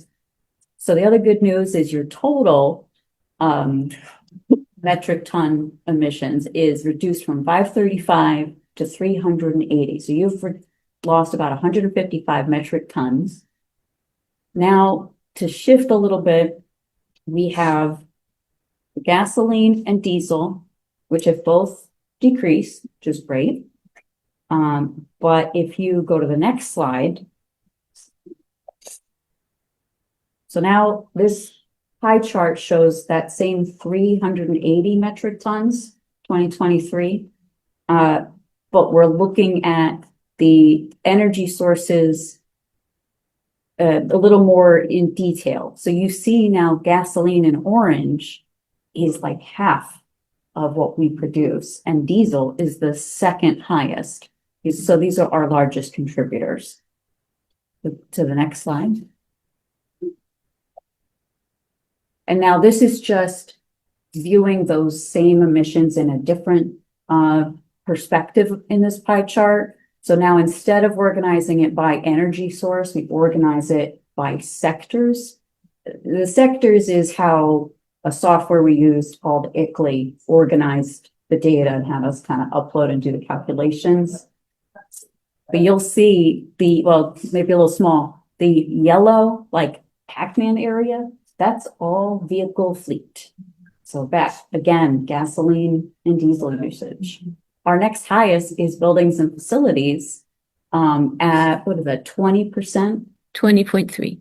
Yeah, so it's just not even close. Next slide. Oh, wait, did you want to go back to that? Well, Kendall? no, I was gonna ask, and as part of emissions, and was it from gasoline and diesel, I'm assuming it's from the trucks and whatnot, right? Absolutely, Okay, yes. so- Well, it's DPW, police, and there's a reuse center. Okay, is there a calculation that you use with respect to evaporative emissions and the impact? You mean like fugitive stuff? Yeah, you know. This is from actual consumption of fuel. Well, it's, well, in the community, okay, which is largely from natural gas escaping, but there's also some oxygen, some ozone depleting sources. that's, yeah, and that's probably heavier in the summer time when it's hotter. It can be any time during the year if there's a leak in cooling. So if the refrigerants are escaping, they're ozone depleting. And they're super, I mean, so many Greenhouse gas. CO2 emission equivalents. So they're like in the thousands, 10,000s for refrigerants. So a little bit of that is worth a lot of damage compared to an actual, us breathing out CO2. Yeah. All right, so yay, another bar graph for you. Now we're sticking with sectors, but this time just viewing it as a bar graph, I thought it was a little more effective to see, again, just how much vehicle fleet is producing in emissions. Even though we did reduce it, it is great, we did reduce. And then buildings and facilities is our next highest to work on. All right, we can do the next slide. Give me a sec. Another bar graph. We love our data. So, and this one, I just wanted to show, this is the costs by energy source. I figure we want to make sure to discuss the prices of all of this. So, here we have key takeaways as gasoline and electricity are about the same. If you see like the orange for gas and the orange for electricity are both about 60,000. That's all the spending for 2023. Even though, sorry, one second. So, okay, gasoline and diesel, their costs have increased while We know that. electricity, yeah, right, I'm sure. But the funny thing is their costs increase, but your usage has decreased. That's, yeah, So- we know that. But if There's hopefully, for that. Inflation? yeah. So another just incentive to try and find alternatives here. Electricity, on the other hand, has decreased its usage and its cost. So we're we're looking good on that side. So one of the reasons is we went to, where we were getting it from too. Like who we were Yes. buying it from. So the cost we were paying, so. Now we're with NIPA for a NYPA. lot of the buildings. And I have to tell you, even though this gasoline prices have gone up, we're on a state contract. We don't pay what we pay at the pump. Mm, Yeah, the municipalities have a different contract, so, mm. and yet it's still up, so. Yeah, yeah. All right, so next slide. Or actually, well, I'll make a quick note. So just for the numbers here, as I said, we already reduced 155 metric tons of emissions for the town government operations, or 29%. So in theory, we just need 11% more of the town government operations, or 59 metric tons. But we will get into that a little more of what the community needs. All right, next slide. Okay. Some of that's, we went to LED streetlights, You there's all did. these pieces of things that they don't seem like a lot, but you add the little bits. Right, right. And I did have the LED streetlights as a smaller note of, I forget the percentage of reduction in emissions, but it was huge. I think it was 90+%. It's just in the grand scheme of vehicle and buildings emissions Yeah. versus streetlight emissions. It's a kind of a footnote. So for my conclusion here, for the government operations, we're gonna have the vehicle fleet transition challenges. So the emissions did decrease by 22%, but the fleet continues to be the highest source of emissions at almost 300 metric tons. So the suggestion is, as lower emission vehicular technology improves, we ask, if you can investigate electric or hybrid heavy duty trucks, heavy equipment. And this would be for DPW and our recycling center. I know, he's probably blown up over there. It's like, no. Take 10 times as long to plow a road. Look, I'm not saying the technology Yeah, is yeah. there right now. Yeah. I'm just, we're But it's there. hopefully, Right. yes. We don't ask forget you about to it. keep it. Yes. They well, have been. My next They bullet. have been. Except for high-speed Research. chase. eh, High-speed chase. Is that A hybrid can go Oh. fast. No. For Europe. The bad guys are just as fast in Europe. I have a question about LEDs. Are our traffic lights included in this calculation? And do our traffic lights?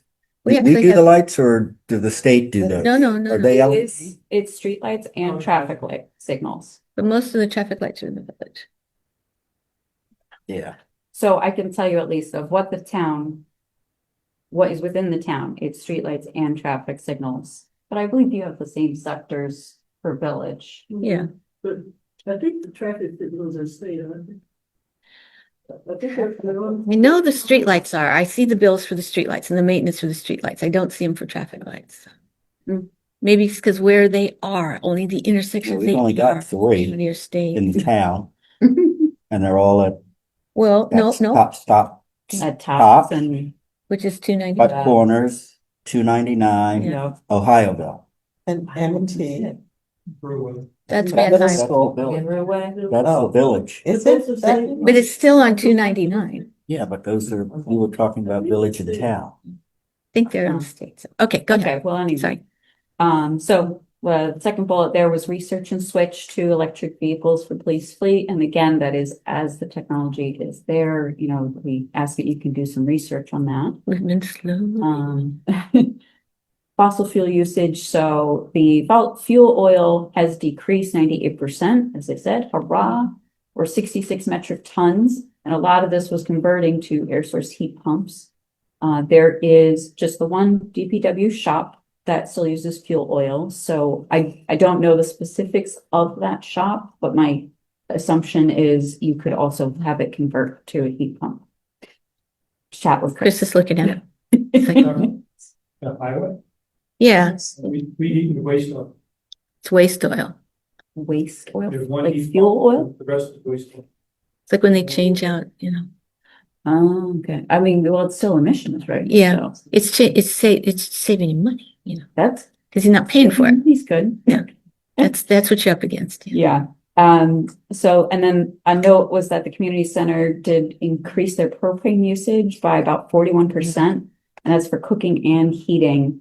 It just seemed like a very sudden increase in the data, so. There's been a sudden more, Tuesday. no, that's not there. That's not them. This is the community, that's at the youth program. Yeah. I think there's a lot more usage of the community center. Joanna's out there and there's people there all the time, lots Yeah. going on. So I think it's a lot more usage. But she did say that there are times where she goes in and the oven had been in use and it smells quite a bit like propane. So I just want to make sure things are safe there too. That's more on a personal okay. note than an emissions note. Excuse me, but why wouldn't she have already taken care of that? I mean, that's scary. If she thinks there's a propane leak, you don't just let that go. Yeah. Okay, Anyway. all right, okay. I wouldn't want this in the report. Okay. The electricity usage is up 17%, but the emissions have decreased by 4%. That's part of how what was it called? Not NIPA. We have factor sets that help us determine, what is it? Oh, the one for upstate New York, that one? Yeah. I am surprised that hasn't gone up since we're getting rid of nuclear, because that was like 25% of our source of energy, and it's not coal, it's not, whatever. Mhm. And so I'm very surprised that that's not reflected right now. I don't know. Yeah, yeah. That's how the factor sets ended up calculating it else. And then the last note here for me is the town hall trailers and the justice and court and police building have the highest usages of electricity within the buildings and facilities sector, not of all of the town data. So suggestions to try and move into a more modern energy efficient building for the town You hall think? trailers. Yeah, I know, think? old news. Well, and to hopefully, I know this has been happening a little bit, but investigate the inefficiencies of the justice court police building. It's also because it's open 24/7 and there's people in here working. So it's air conditioned, it's heated. There's Yeah. never a downtime, never. Yeah. So yes, it's, Yeah. so it's how it's used. It's just how it's used. Okay. All right. Okay. Good job. Now you want to go to this really pretty picture of, Yeah. what is that, people? We're going to talk about this today too. Okay. That's where they filmed the movie. Thing on that, Amanda, that you have a Oh, job on yeah. that place. Oh, again? So Keeps going up. all the data that you just saw was town government operations. And now we're turning to community. Community is broken into two pieces. We have town outside of village and we have village. To get New Paltz, you just add those together. And we'll probably do that. Which is not the government operations, but the people. The people, it's where and what you'll see relative to town is that government operations is about 1% Yeah. relative to the people, right? So it's really the magnitude of difference is very significant when you start to look at the populace of the town. All right, so let's go to the next page. So this pie chart is without the throughway in it. From a methodology perspective, we have to include the throughway in our report. And if you did include the throughway, the total, and you'll see on the next page, would be about 98,000 metric tons of CO2. Ugly. If you take the throughway out, taking out about 51,000 metric tons.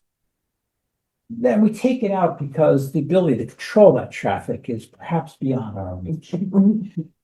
Removing it leaves us with 47,000, just under 47,000 metric tons. So that's a much bigger number, right, than operations. How it breaks down is most of it is traffic, is transportation vehicles, and guess I should This put one, my glasses. the blue one. Here, you want this? Yeah. My balls are not as good as it used to be. So about 30,600 metric tons for transportation. 65% of the community town outside a village pertains to transportation. The other two sectors are interesting though. Residential and commercial are not insignificant. That's to be expected. Heating and cooling for electric as well as running businesses. So The commercial is about 16% at 7,800 metric tons, and residential is about 6,500 and just under 14%. Those are the three largest sectors. It gets pretty small quick when you get beyond it. What's that F, Lucy? What is what? AFLOU. Oh, AFLU is agriculture. Cows. Cows and manure. It's small, right? And we. But it shows up. Yeah, it shows up. We basically, I don't count cows. That's not how we get it. They're down the street from me. Yeah. There's an agriculture report published by Ulster County, and then we use percentage to allocate the number of cows in the county to the town. Which is a approximate method, right? The methodology is a simple methodology. The alternative would be to go count the cows, which is not going to. The village, of course, has no agricultural emissions because by ordinance, they're not allowed to have any livestock. They have chickens. So, okay, we're closing in on 9 o'clock. So I'm going fast now. Okay. Okay, so move on to the next page. The next page is simply showing the year-to-year comparison. It's important to point out that grand total for 2023 is 98,000. And it looks like we only went down a slight bit, 0.5%. And that's because when you look at the details of residential commercial, what we know is that when we did the inventory in 2017, the database that was being populated by Central Hudson was sporadically populated. The data was not very good. So we were no doubt underreporting the greenhouse gas emissions. So it looks like our usage went up when in reality it was a data quality problem. We just didn't have very good data in 2017 in the database. But if you look at the data now for 2023, it's very complete. And it should give us confidence that we've got a much better benchmark for residential and commercial. So that's the only real comment to make. Let me go to the next page, which is some findings.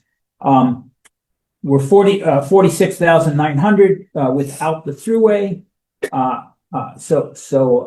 The transportation is the primary source for us for emissions. And we have seen reduction in the vehicle miles traveled. Probably could be a combination of work from home, delivery services. So those are good indicators that we're going in the right direction. Keep in mind that electric vehicles do not reduce vehicle miles traveled. They only reduce emissions. So the more electric vehicles we see on the road doesn't mean that we're traveling less. We're just not getting the same emissions. And of course, what's happening is that as we switch to heat pumps and EVs plugged in at home for charge, we're seeing electricity go up in both residential and commercial. Indirect emissions, depending on where you get your electricity from, which for New York State, upstate, is actually pretty clean electricity. So what should we do going forward? Our conclusions is anything that we can do to accelerate the transition to EVs should be a priority for the town. I won't be prescriptive on what those things might be, but it's largely about infrastructure, charging infrastructure, whether it's for residencies, commercial, or for people on the thruway. Anything we can do to facilitate the transition to electric would be positive. And then finally, on the use of electricity, we want to try to, yes, we're converting to electric use for residential, but we also want to try to reduce it. Anything we can do there to encourage the use of a renewable generation, solar panels, batteries, all of those would be good things to reduce the electric consumption and the load on the grid. So those are the key findings. We have one final page. Oh, I did it already. I'm sorry. Go ahead. Okay, that's fine. So this pretty just our conclusion for all of this presentation. The government operations is trending in the right direction, with further reductions needed, of course, but the community, in particular, the transportation is an area of greatest need where the town should construct a plan. the overall goal of New Paltz is to become a net zero community by replacing all sources of energy with renewable energy as technology becomes available and accessible. And this is to meet the New York State, New York Ownership and Community Protection Act, or Climate Act from 2019 to reduce greenhouse gas emissions by 40% by 2030 and eventually 85% by 2050. The act established the 1990 data as a baseline, but we don't have that. So we've just provided the 2017 data that as our baseline to then compare off of for our 2023 report. So we're asking acceptance of a resolution that approves the town report, publishes the report to the government website, reaffirms commitment to emission reduction targets and frequency of inventory of no less than every 5 years. So we will plan on another one in 2030 for 2029, I think. 2028. 2028. Yes. Yeah. If you can think that far ahead. And that resolution is on the back. No. It's difficult to really conclude that. The school district would be in the Central Hudson data. So they would be there. The SUNY campus, you can't find it in that, which I would say, so we should assume it's not represented in our data, and it would be a much more substantial number. It certainly, gets folded into the residences, the number of homes and things like that, so. The school district is only like that. Yes, the school district, central school district is. Okay, so we have a sort of a weirdy joint resolution, which I don't know why we didn't just have two separate ones, because. I think that's how it was it was done back in 2022. When it was the community. Joint. Because it was. Well, community. the numbers were always broken Right. out both ways. Right. We packaged it up so you could look at it by town or village or both. So it always was constructed that way. Now it's separate, but I do think people should see it as a sum number as well. Right. So we are actually asking us to approve the town municipal operations and the community, which includes everything, but we're kind of looking at two things. So so we need to change the spelling of my name. So we need to I guess just vote as a town board. All right, so I need someone to make a motion to accept this report. So moved. And I need a second. Second. Okay, did you get that? Randall and Kitty? Yes, And- got it. Okay, and the date of adoption will be today, the 23rd of June. And Roseanne, if you please do our roll call. Supervisor Amanda Gatto, Aye. Deputy Supervisor Kitty Brown, Aye. Council Member Randall Everett, Aye. Council Member Essie Lewis, Aye. Council Member Edgar Rodriguez. Aye. Very good. Thank you. Thank you. To our first test, really, We've been really having, well done. how long have we been having weekly meetings about?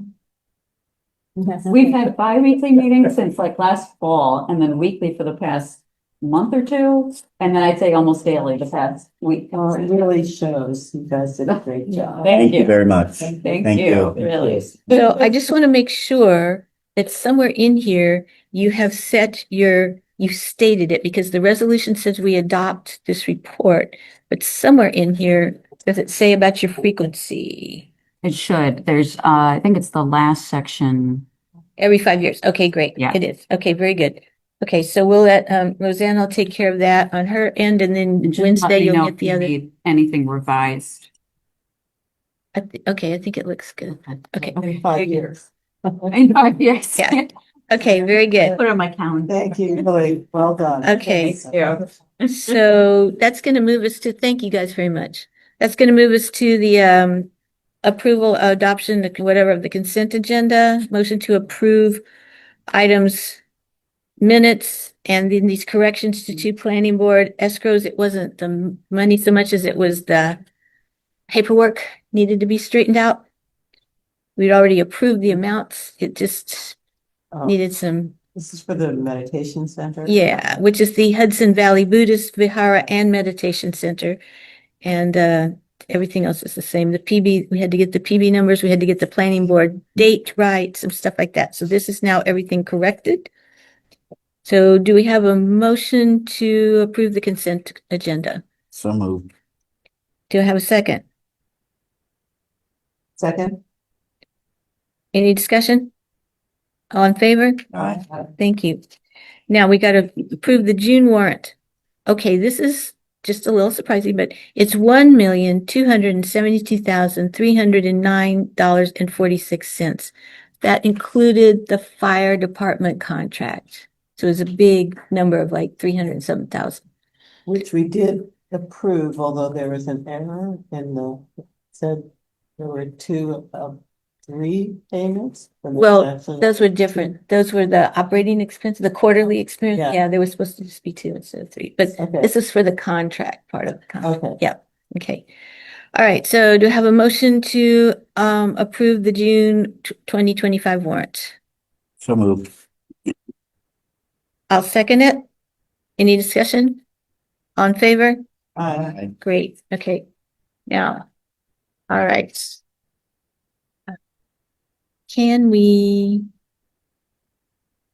just go out of order here a little bit so we can move through some business? Mhm. So the authorization to amend the title from clerk to senior assessor's aide in the assessor's office as a modification to the existing title to better reflect job duties.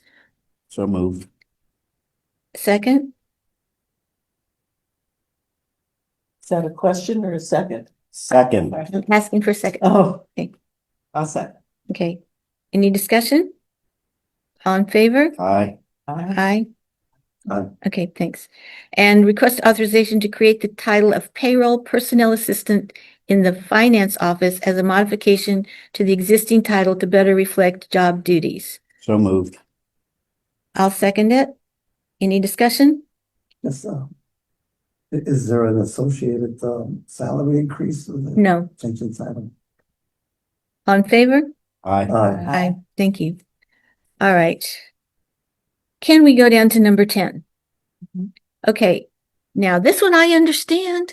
I understand number 10, the sum of $59,826.36 to be allocated from the highway fund balance to replace and upgrade the town's 2018 Bobcat skid steer. Is it a steer skid? Well, whatever. Okay. The old one's breaking down. It's needing a lot of repairs, but it's still got value. It can be traded in for about $30,000. Okay. You have the biggest toys.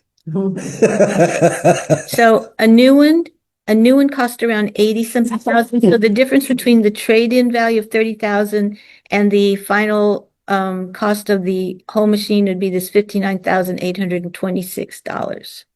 So we're asking to take it from the highway fund balance to replace this piece of equipment, including the fact that there will be a trade-in on the current machine. So moved. And just for purposes of discussion, it's. We need to clear- second it first. Second, Okay. that this will be a vital piece of equipment in clearing both the Henry W. Du Bois bike lane along the Empire State Trail and in a snow event when snow removal is necessary. So it's going to solve a lot of problems that we had last winter that we won't have this winter. Actually, moving that telephone pole did that. Okay. It does a lot of things. It gets used a lot. Okay. All in favor? Aye. Okay, great. Aye. Okay. All right. This one, authorization to approve the addition of heavy truck tires to the recycle fee schedule. So they have been taking cars and light trucks for a really teensy little amount. But these big old ones come in, and so you can either charge $100 for one or $10 per ply. And they tend to be no more than 10 ply. So the most you would get would be $100 one way or the other. But if they're 5 ply or 10, 8 ply or something, they would save a little bit of money to the person who has to pay that fee. Do we have a motion to add heavy truck tires to the fee schedule? Yeah. Fee are we doing? So it's either 100 or 10 per ply. Who decides? How is it decided? So when they get it, they can Yeah. evaluate it. And if it's 10, it's the same no matter what. Okay. Okay. Okay. But if it's more, we get more money. It's only 100. You never get more. You only get 100. If It it's can be less, 15, but it can't be more. Right. But if it's 10 per ply, right? Uh-huh. There's up 10 to times 10. 10 is 100, Right. right? It's either So 100 or. suppose it's 15 ply, you're only gonna get $100 for That's ply. right. You bring us me a 15 ply tire and we'll talk about it. I don't know. Yeah. so That's there's not no my such thing. thing. There's no It's such their thing. thing. It's not, It's their it's thing. not a thing, and it's not- yeah. okay. It had not been done at all. So now we want to take care of it. You're getting So do-do-do. so because we you're have a gonna- motion. Money. Second. Okay. All in favor? Aye. Thank you. What else have we got? Okay, this is an important one. Okay. So, Water District 5. Water District 5 is so close and yet so far. The Board of Health came out and did a walkthrough and did all these things and had these questions for the third well pump. And then B&L answered those. And then after they got their answers, they came back with some more questions. And so to get those answered, the B&L says it will cost $3,000 to answer the second set of questions. And we are really desperately running out of time. So I need, Questions is it? it's 4, but it's Do they 16 answer hours questions? because they have to go out, they have to come out to the site and review some stuff. It's their estimate of what it would take. They have us in over a barrel because time-wise, we're running out of time. Okay, so I move that actually, I shouldn't move it because I did it. It's a little bit retroactive So because, moved. thank you. Second, all in favor? Aye. Thank you. This next one, we have something called DocuWare. Toshiba makes it available to us. We pay an annual maintenance and renewal. Okay, $34.32. Second? Anybody want to? So it's to maintain the machines? It's It's an an- application. It's a records management tool. And it's, yeah, okay. Who I'll- uses that? Is that Rosanna? It's the Rosanna? clerk and the building department. On favor? Aye. Okay. Okay, this is a really cool one, you guys. That bridge, that beautiful bridge. So it needs a lot of work. Chris wants to shut it down every day. We were not letting him shut it down, but no more horses or ATVs can go on it. The bridge itself was a railroad bridge. Its major structure is metal. It's good. The deck that was put on 30 years ago is not good anymore.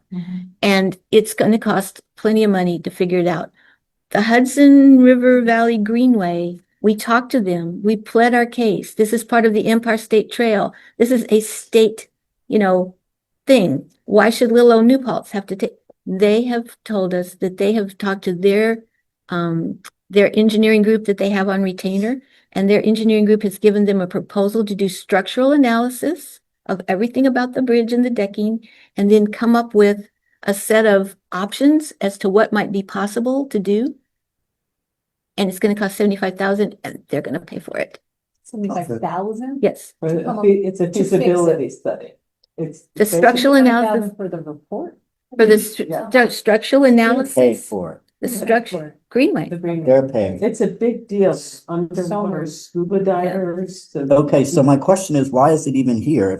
If they've agreed to pay for it, why do we need Because to? they're bringing us a proposal. I want you to know about it. No. We are going to get the proposal, look at it, agree, say, yeah, it's great. We will be involved in making decisions about what comes out in the report and what we want to do. Okay, but I just want you to know this is a really cool thing. It does not fix the bridge. So moved. It finds what's wrong with it. Okay.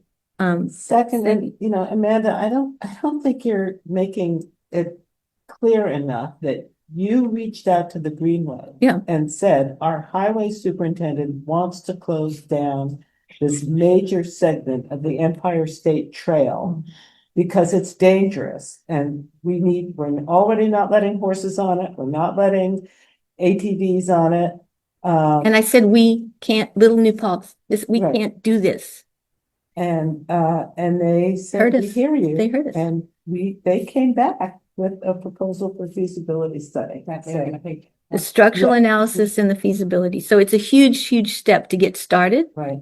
And then after that, we see what happens next. But with that in plan, that plan available, we are so much more competitive for grants and stuff because we're not just wanting to, thinking about it. We've already got all this information. We will have, based on this study, the information to say, here's exactly what needs to be done. Here's exactly what it could cost, and what happens next. So, okay. So I just wanted to let you know that we're not voting on anything now. This is just to bring everybody up to date. Okay. The department head reports you got. If you get a chance to read them, you will find out amazing things that are happening. Liaison reports, nothing and nothing, Randall. Well, Thank you. I actually, it just so happened that she needed these before my two committees met. Okay. But I can't go into the detail with the ZBA, so I'll fix that for the next one. But I will tell you that with regard to public access, Mr. Cahill has sent us the revisions to the agreement that the committee has been working on. So we're going to have our next meeting next Monday and go through his comments on our edits and things that we wanted. Okay, good. And we should be able to move that along pretty quickly. Okay, wait, this is public access or is this Public is prospective? access. This is charter, the charter contract? Because Yeah, public that- access, we're done. Yeah, it's charter. Okay. Charter. Okay, so let's. The make- franchise agreement. Okay, great. That's what I thought. This one's been out there kicking around forever. Okay, great. Okay, so I just want to say one thing about the idea of adding 2 members to the police commission. I had no idea what she was going to say today or what that was about. In my mind, it was like 3 members is needed for quorum. That puts you guys at danger any meeting that somebody can't make it. And so it made sense. And chapter 34 does call for 5, even though the state law says it can be 3. So the idea was to consider assuring the quorum by doing that. I'm confused because I thought I had been announcing that we were accepting members for months. I thought we were always looking for 5 members. We are. I mean, I don't see it in our announcements with It the rest should of be. them, but I have been saying it We did since January, right? No, when since we've been. Karen sends out, we're looking for volunteers. The police commission is not on that list. Okay, well, it should be. Asked that we It should put be. it also on the website, on the police commission site. because Okay. Other commissions have it on there. Okay, when they look. So All right. I think it's a good place to be. very good. So we're all in agreement on that.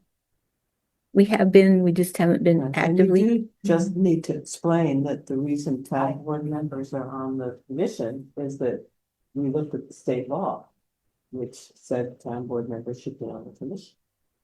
Well, that's not what the state law says. I can tell you, you don't have to look at it. What the state law says is we may put 3 civilian members on it if we establish a police commission. We may put 3 civilian commissioners.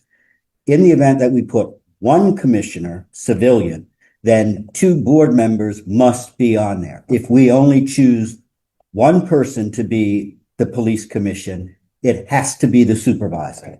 So It's not. right now, that's why it is the way that it is, but I don't, Well, I think we were also making some changes and, so 5 is a good number.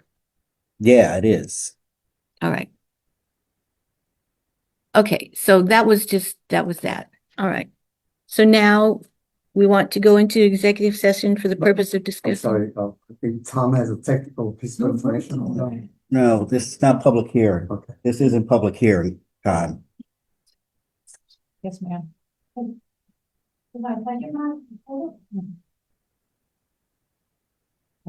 Can we just have a discussion really quick first About Yeah, and then come back? Yeah. So we don't keep her waiting. yes. There was a discussion that wanted to be had first. Okay. But this is not executive session.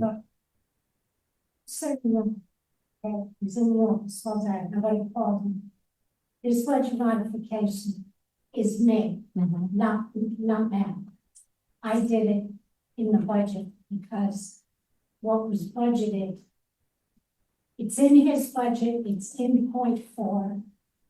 It's an authorized expense, it's on state bid, and I moved it to 0.2 so that I can account for it in fixed assets. And this is for radios, which we approved at a previous meeting. Is that the one that's you're worried about? So the budget modification, police equipment, 44,298. It just moved it from 0.4 to 0.2. This, I mean, this is A, not police commission responsibility. B, it's not executive session related. So this 44,000 does not include the seized asset. No. cost, which is what No. I think the controversy is about. That's Right. one. So can we approve the modification? I move we approve the modification. Well, We can have discussion. I'll For a second. second. But there was a question that you didn't get to answer. Okay. Discussion. this is all part of issues that suddenly surface related to the police commission and its role. Okay. Oh, wait a minute, but then you're It's a saying I different can't thing. do any budget modifications without going to the police commission. Because Matt has no knowledge of this. He submitted. Okay, so let me, I'm going to say, okay, but the issue is that there's a disconnect between the government, the town board, and the police commission. And But this there's- is a different issue. Right, well, That's not this piece. it raised the question to me as to what is going on. In other words, if it's something related to the police department, such as even budget modification, I would argue that the police commission should be aware of it, of all matters related to the police department. That is the, that No, actually, no. No, that's. a recommendation that came, I think, either from Kitty or from Mendel, was that the police commission be involved with the budgeting of it, and that's going to be included in the draft of the chapter 34. Right, this is not budgeting though. That did not. Right. Right, And- so this And this is is already based in the on what budget. was allocated from last. Yeah, this is something that they needed for radios, and it's just getting moved from this pocket to this pocket. So And I don't think that it excludes the conversation that you want to that's a have. conversation I want to have. It's a different So conversation. I'm not going to object to it, that should go forward, but it becomes part of a big picture conversation related to We can personal solve that. and research. Right. Well, Yeah, we but the other part of that budget is, I don't understand what your understanding of what the role of the commission is with respect to the budget. I did 6 or 7 of the budgets. And I sat down with the chief to go through items in an effort to remove what little bit of money they had to move around, which quite frankly is $450,000, because the rest of it, and I don't know, that number might be different now, but at the time it was $450,000 in an effort to reduce costs. Okay, let me finish.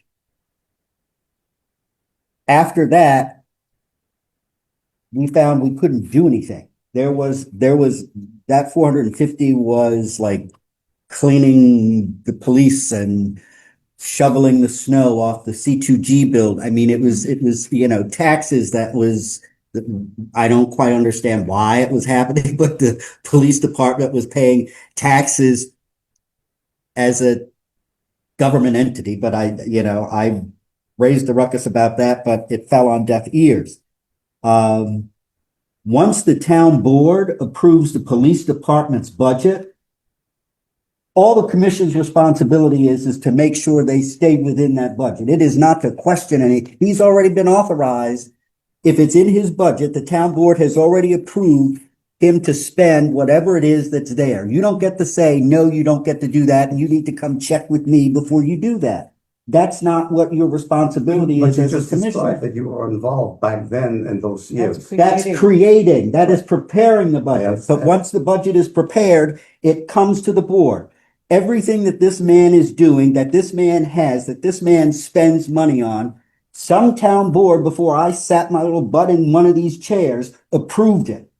And he now has the ability to spend and is authorized to spend anything that has been approved by the town board in his budget. He doesn't need to come to you and say, Father, Mother, can I spend this on this? However, according to chapter 34. No, that's not when what it comes- chapter 34 excuse me, says. No, don't you yell at me. Don't you yell at me. Yell at me. Yelling, Brandon. You're the one that's yelling. No, and you listen to me. No, You're the I'm one not that's gonna talking listen to loud. you. I'm not gonna listen to you because you You don't have know to what you're listen. talking You don't about. have to listen. You don't know what you're talking Chapter about. 34. I don't want describes- to, you've been working on chapter 34 and the chapter, there's nothing wrong with That's chapter irrelevant 34. anymore. But I'm pointing There's out nothing is that- wrong with that chapter existing 34. chapter 34 has a section in it that purchase are to be approved by the police commission. And there are discussions going on. What as to- purchases need to be approved by the police commission? The town board has already given the police the that budget is- with the items that he wants to that is the purchase. way He's that- not running that is- out, that- running that around is the buying way things that that the law hasn't been reads. approved. That is the way the law reads currently right now, okay? Well, And that's that- not the and- way and- it's supposed to be. Well, that is the law, okay? Now, we can change the law, but in the meantime, we have a role. As part of the conversation that needs to go on as to the role of the police commission in general, as we revise chapter 34. And you have been involved and you provided input for that, by the way, which I appreciate it. It's a process, and other board members have raised the question of the budget to be more clearly stated in the commission law. But if you, Okay, can everybody take a deep breath? Here's one thing. Can we just, What? can we? No, she does. We need to approve the budget modification because this didn't have anything to do with Make a it. motion, I'll say. Okay, so I move that we approve the budget modifications as laid out in this table. so moved. All in favor? Aye. Thank you. Okay, it's kind of two different little things, right? Okay, with that part we're good. Okay. Now, I assume that what you want to talk about now is about the seized assets money, right? Is that the part? And the federal law says that they can make a request, and the commission's role in that process, they can either support the chief's request or not support the chief's request. The chief has the right to spend the money if it's in the seized assets account. Then either you support it or you don't support it. When he came to us for it, we were like, if you're not buying if you want to buy a personnel armored carrier, we're not going to support that. But you can go ask for it, but we're not going to support it. He's asking to buy guns, mechanical pieces of machinery that wear out over time. The money that is being used is not from taxpayer funds. It is from money from their participation in Urgent. And for all the years that I've been doing this, the chief has simply informed the commission that this is what he would like to do with those funds. We would support or not support it, but he's still within his right to come to the board and say, give me my money so that I can buy these weapons. Okay, don't interrupt That's me. the way that it Don't works. interrupt me and don't raise your voice, okay? There's a different perspective on this, okay? Well- Excuse me, also with body language, don't try to disrupt me and bogart the conversation. I'm not bogarting the You're conversation. shouting all the time and bogarting. Yeah, because you So don't know what listen. you're talking about. Try and listen, please. You don't know what you're talking about. Wait, okay, Oh, no, wait. now we're throwing insults. No, it's not an insult. It's a fact. There's a difference between an insult and a fact. Can That we, is not a fact. can we, wait, can we? Stop it, okay? It's a fact. Stop it. It's a fact. It's a fact. It's a fact. Randall, just let him speak. You're gonna interrupt me? Can you be? At a previous meeting, this item was on the agenda. We asked to have it removed so the police commission could discuss it. And so the police chief could come and tell us why he needed to buy the firearms, according to the law in there. Now, it was scheduled for a discussion, I think it was June the 10th, at a police commission meeting. He did not come to the meeting. Now, suddenly, it appears on this agenda, there is a disconnect that's going on. Some of you at the table asked us Essie and myself, to become police commissioners. Okay? You also gave us an agenda of things that you want to change in the law. We have been proceeding with that. But whenever we proceed with something, there's some pushback that occurs suddenly. Okay? And then it's a problem for our functioning. And Randall uses shouting all the time and insults that I don't know. I know what chapter 34 says. I know what we have agreed, and it changed, and it's been put on this agenda without letting us know why. Before this was put back on, we should have been told because we have it on our agenda. Question. You held a meeting that the chief was not in attendance at, and you received a report from the chief, did you not? Question.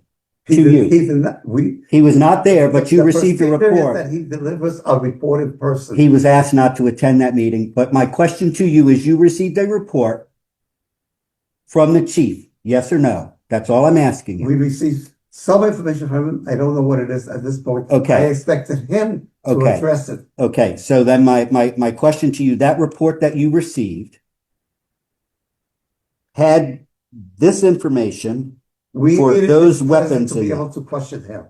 So the issue is that, just as you have stated needs to happen, where the chief comes to the police commission and has a conversation about the request, that did not happen. It just being in a report is not sufficient. The police commission has questions that need to be answered. Was that And the first time he came piece, for I'm that? sorry, may I finish? So that piece that you stated is a necessary factor, that he comes to the police commission, we have the conversation, and then we get to opine. Yes, the board can do whatever it likes, but we should have the opportunity, as you stated, that opportunity was not given. So that is the reason why this being back on the agenda today is at issue, because this issue has not properly been addressed with the police commission. So the first time it was on the agenda, he didn't come to you? That's right. Yes. And I would really appreciate if you listen more, because the allegation that certain people don't know what they're doing when you have stepped into this after lots of things have occurred is really not only unfair, but you're not giving yourself the opportunity to really learn and understand the dynamics of what's been going on. No, I'm So asking learning, you. I'm learning the dynamics, and I've watched for the 5 or 6 months that I've sat here, and I've watched things go on and on and on. I mean, one of the questions that I have is, you know, we've got 2 board members who were on the police commission, and I've yet seen a liaison report.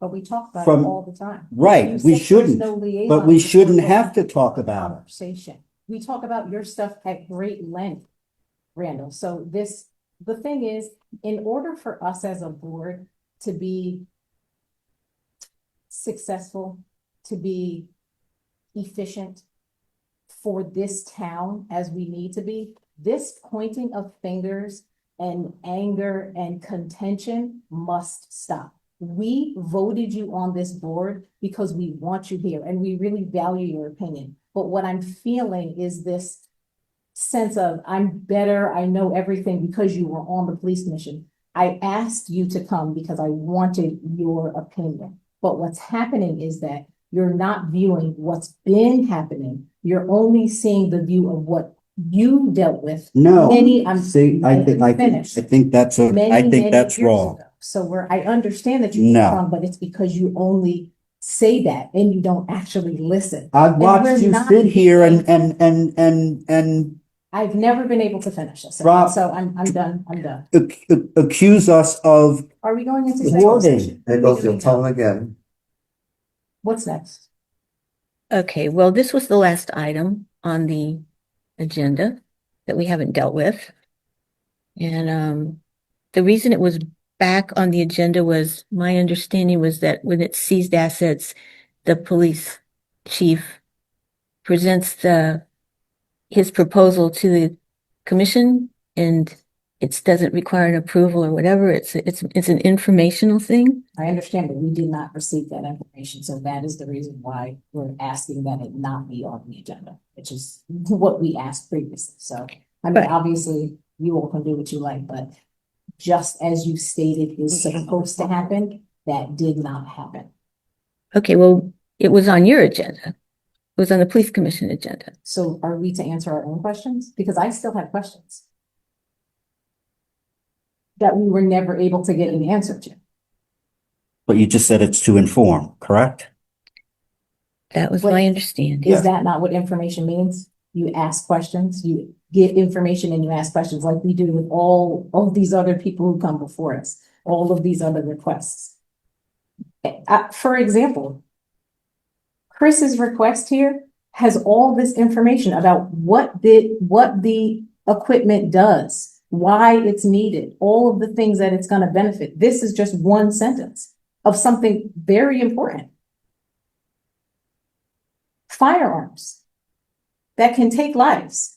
And we don't want to have a real discussion about it. We don't want the police commission to do it. I really don't want to continue arguing. The police do carry guns. I mean, well, I'm just saying, we're not saying this is something, new. I mean, you know what? It is very obvious that you do not value our opinions.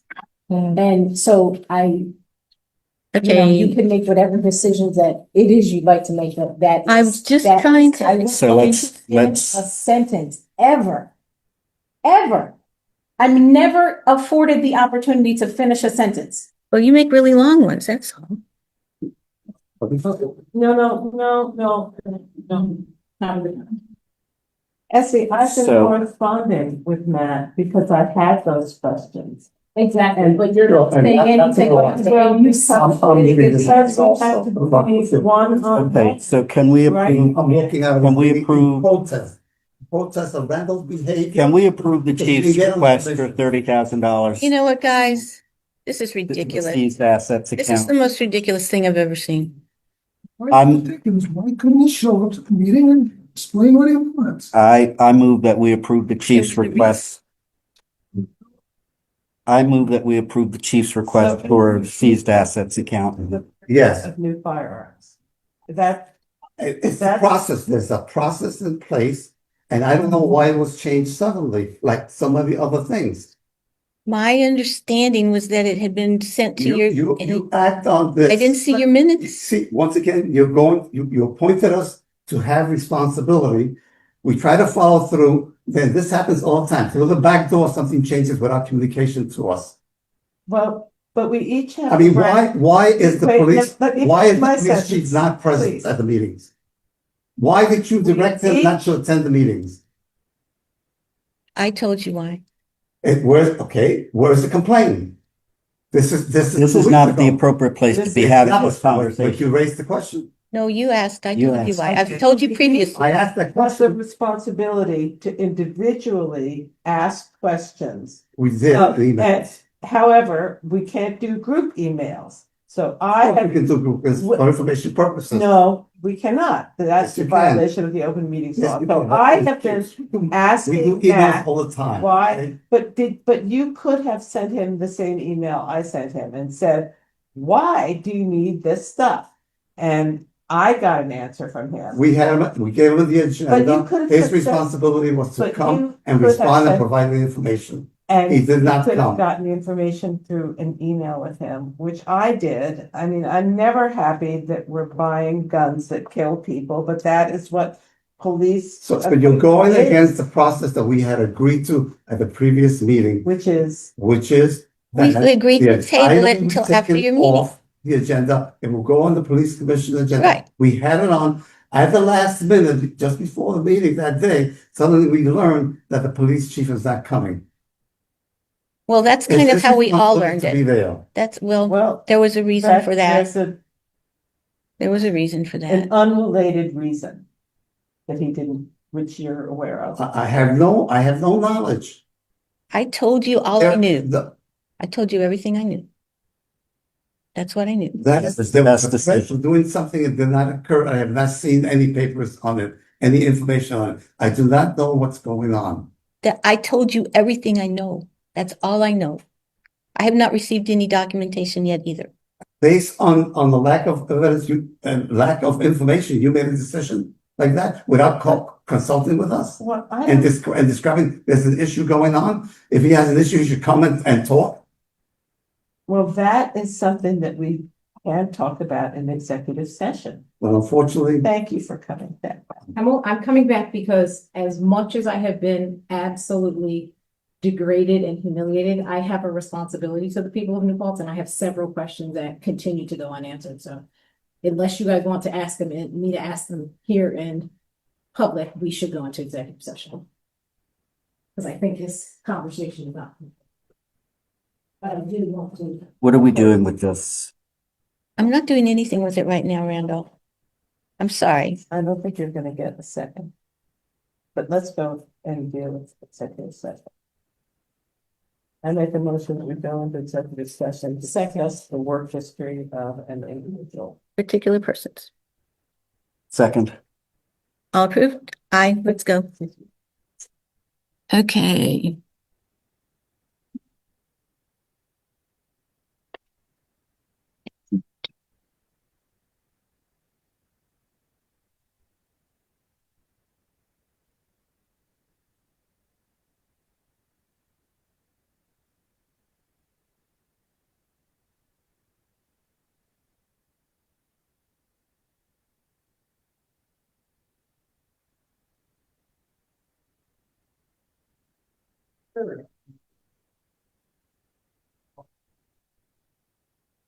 Please, can we end this meeting? Edgar, Amanda?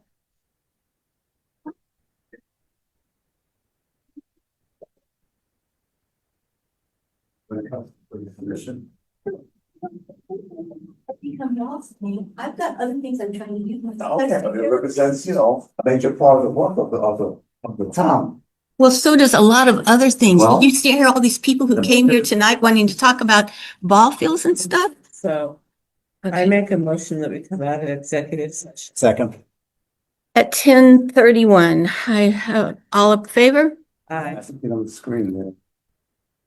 then, Oh, that again. uh, All right.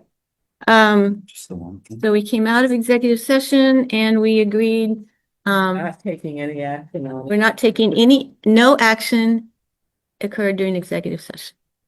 Other than that, I think we have completed our agenda. We will table item 9, the spend of $30,000 for firearms. I need a motion to adjourn. So moved. Second, Amanda, all in favor? Aye. Aye. Aye. All right. I am turning this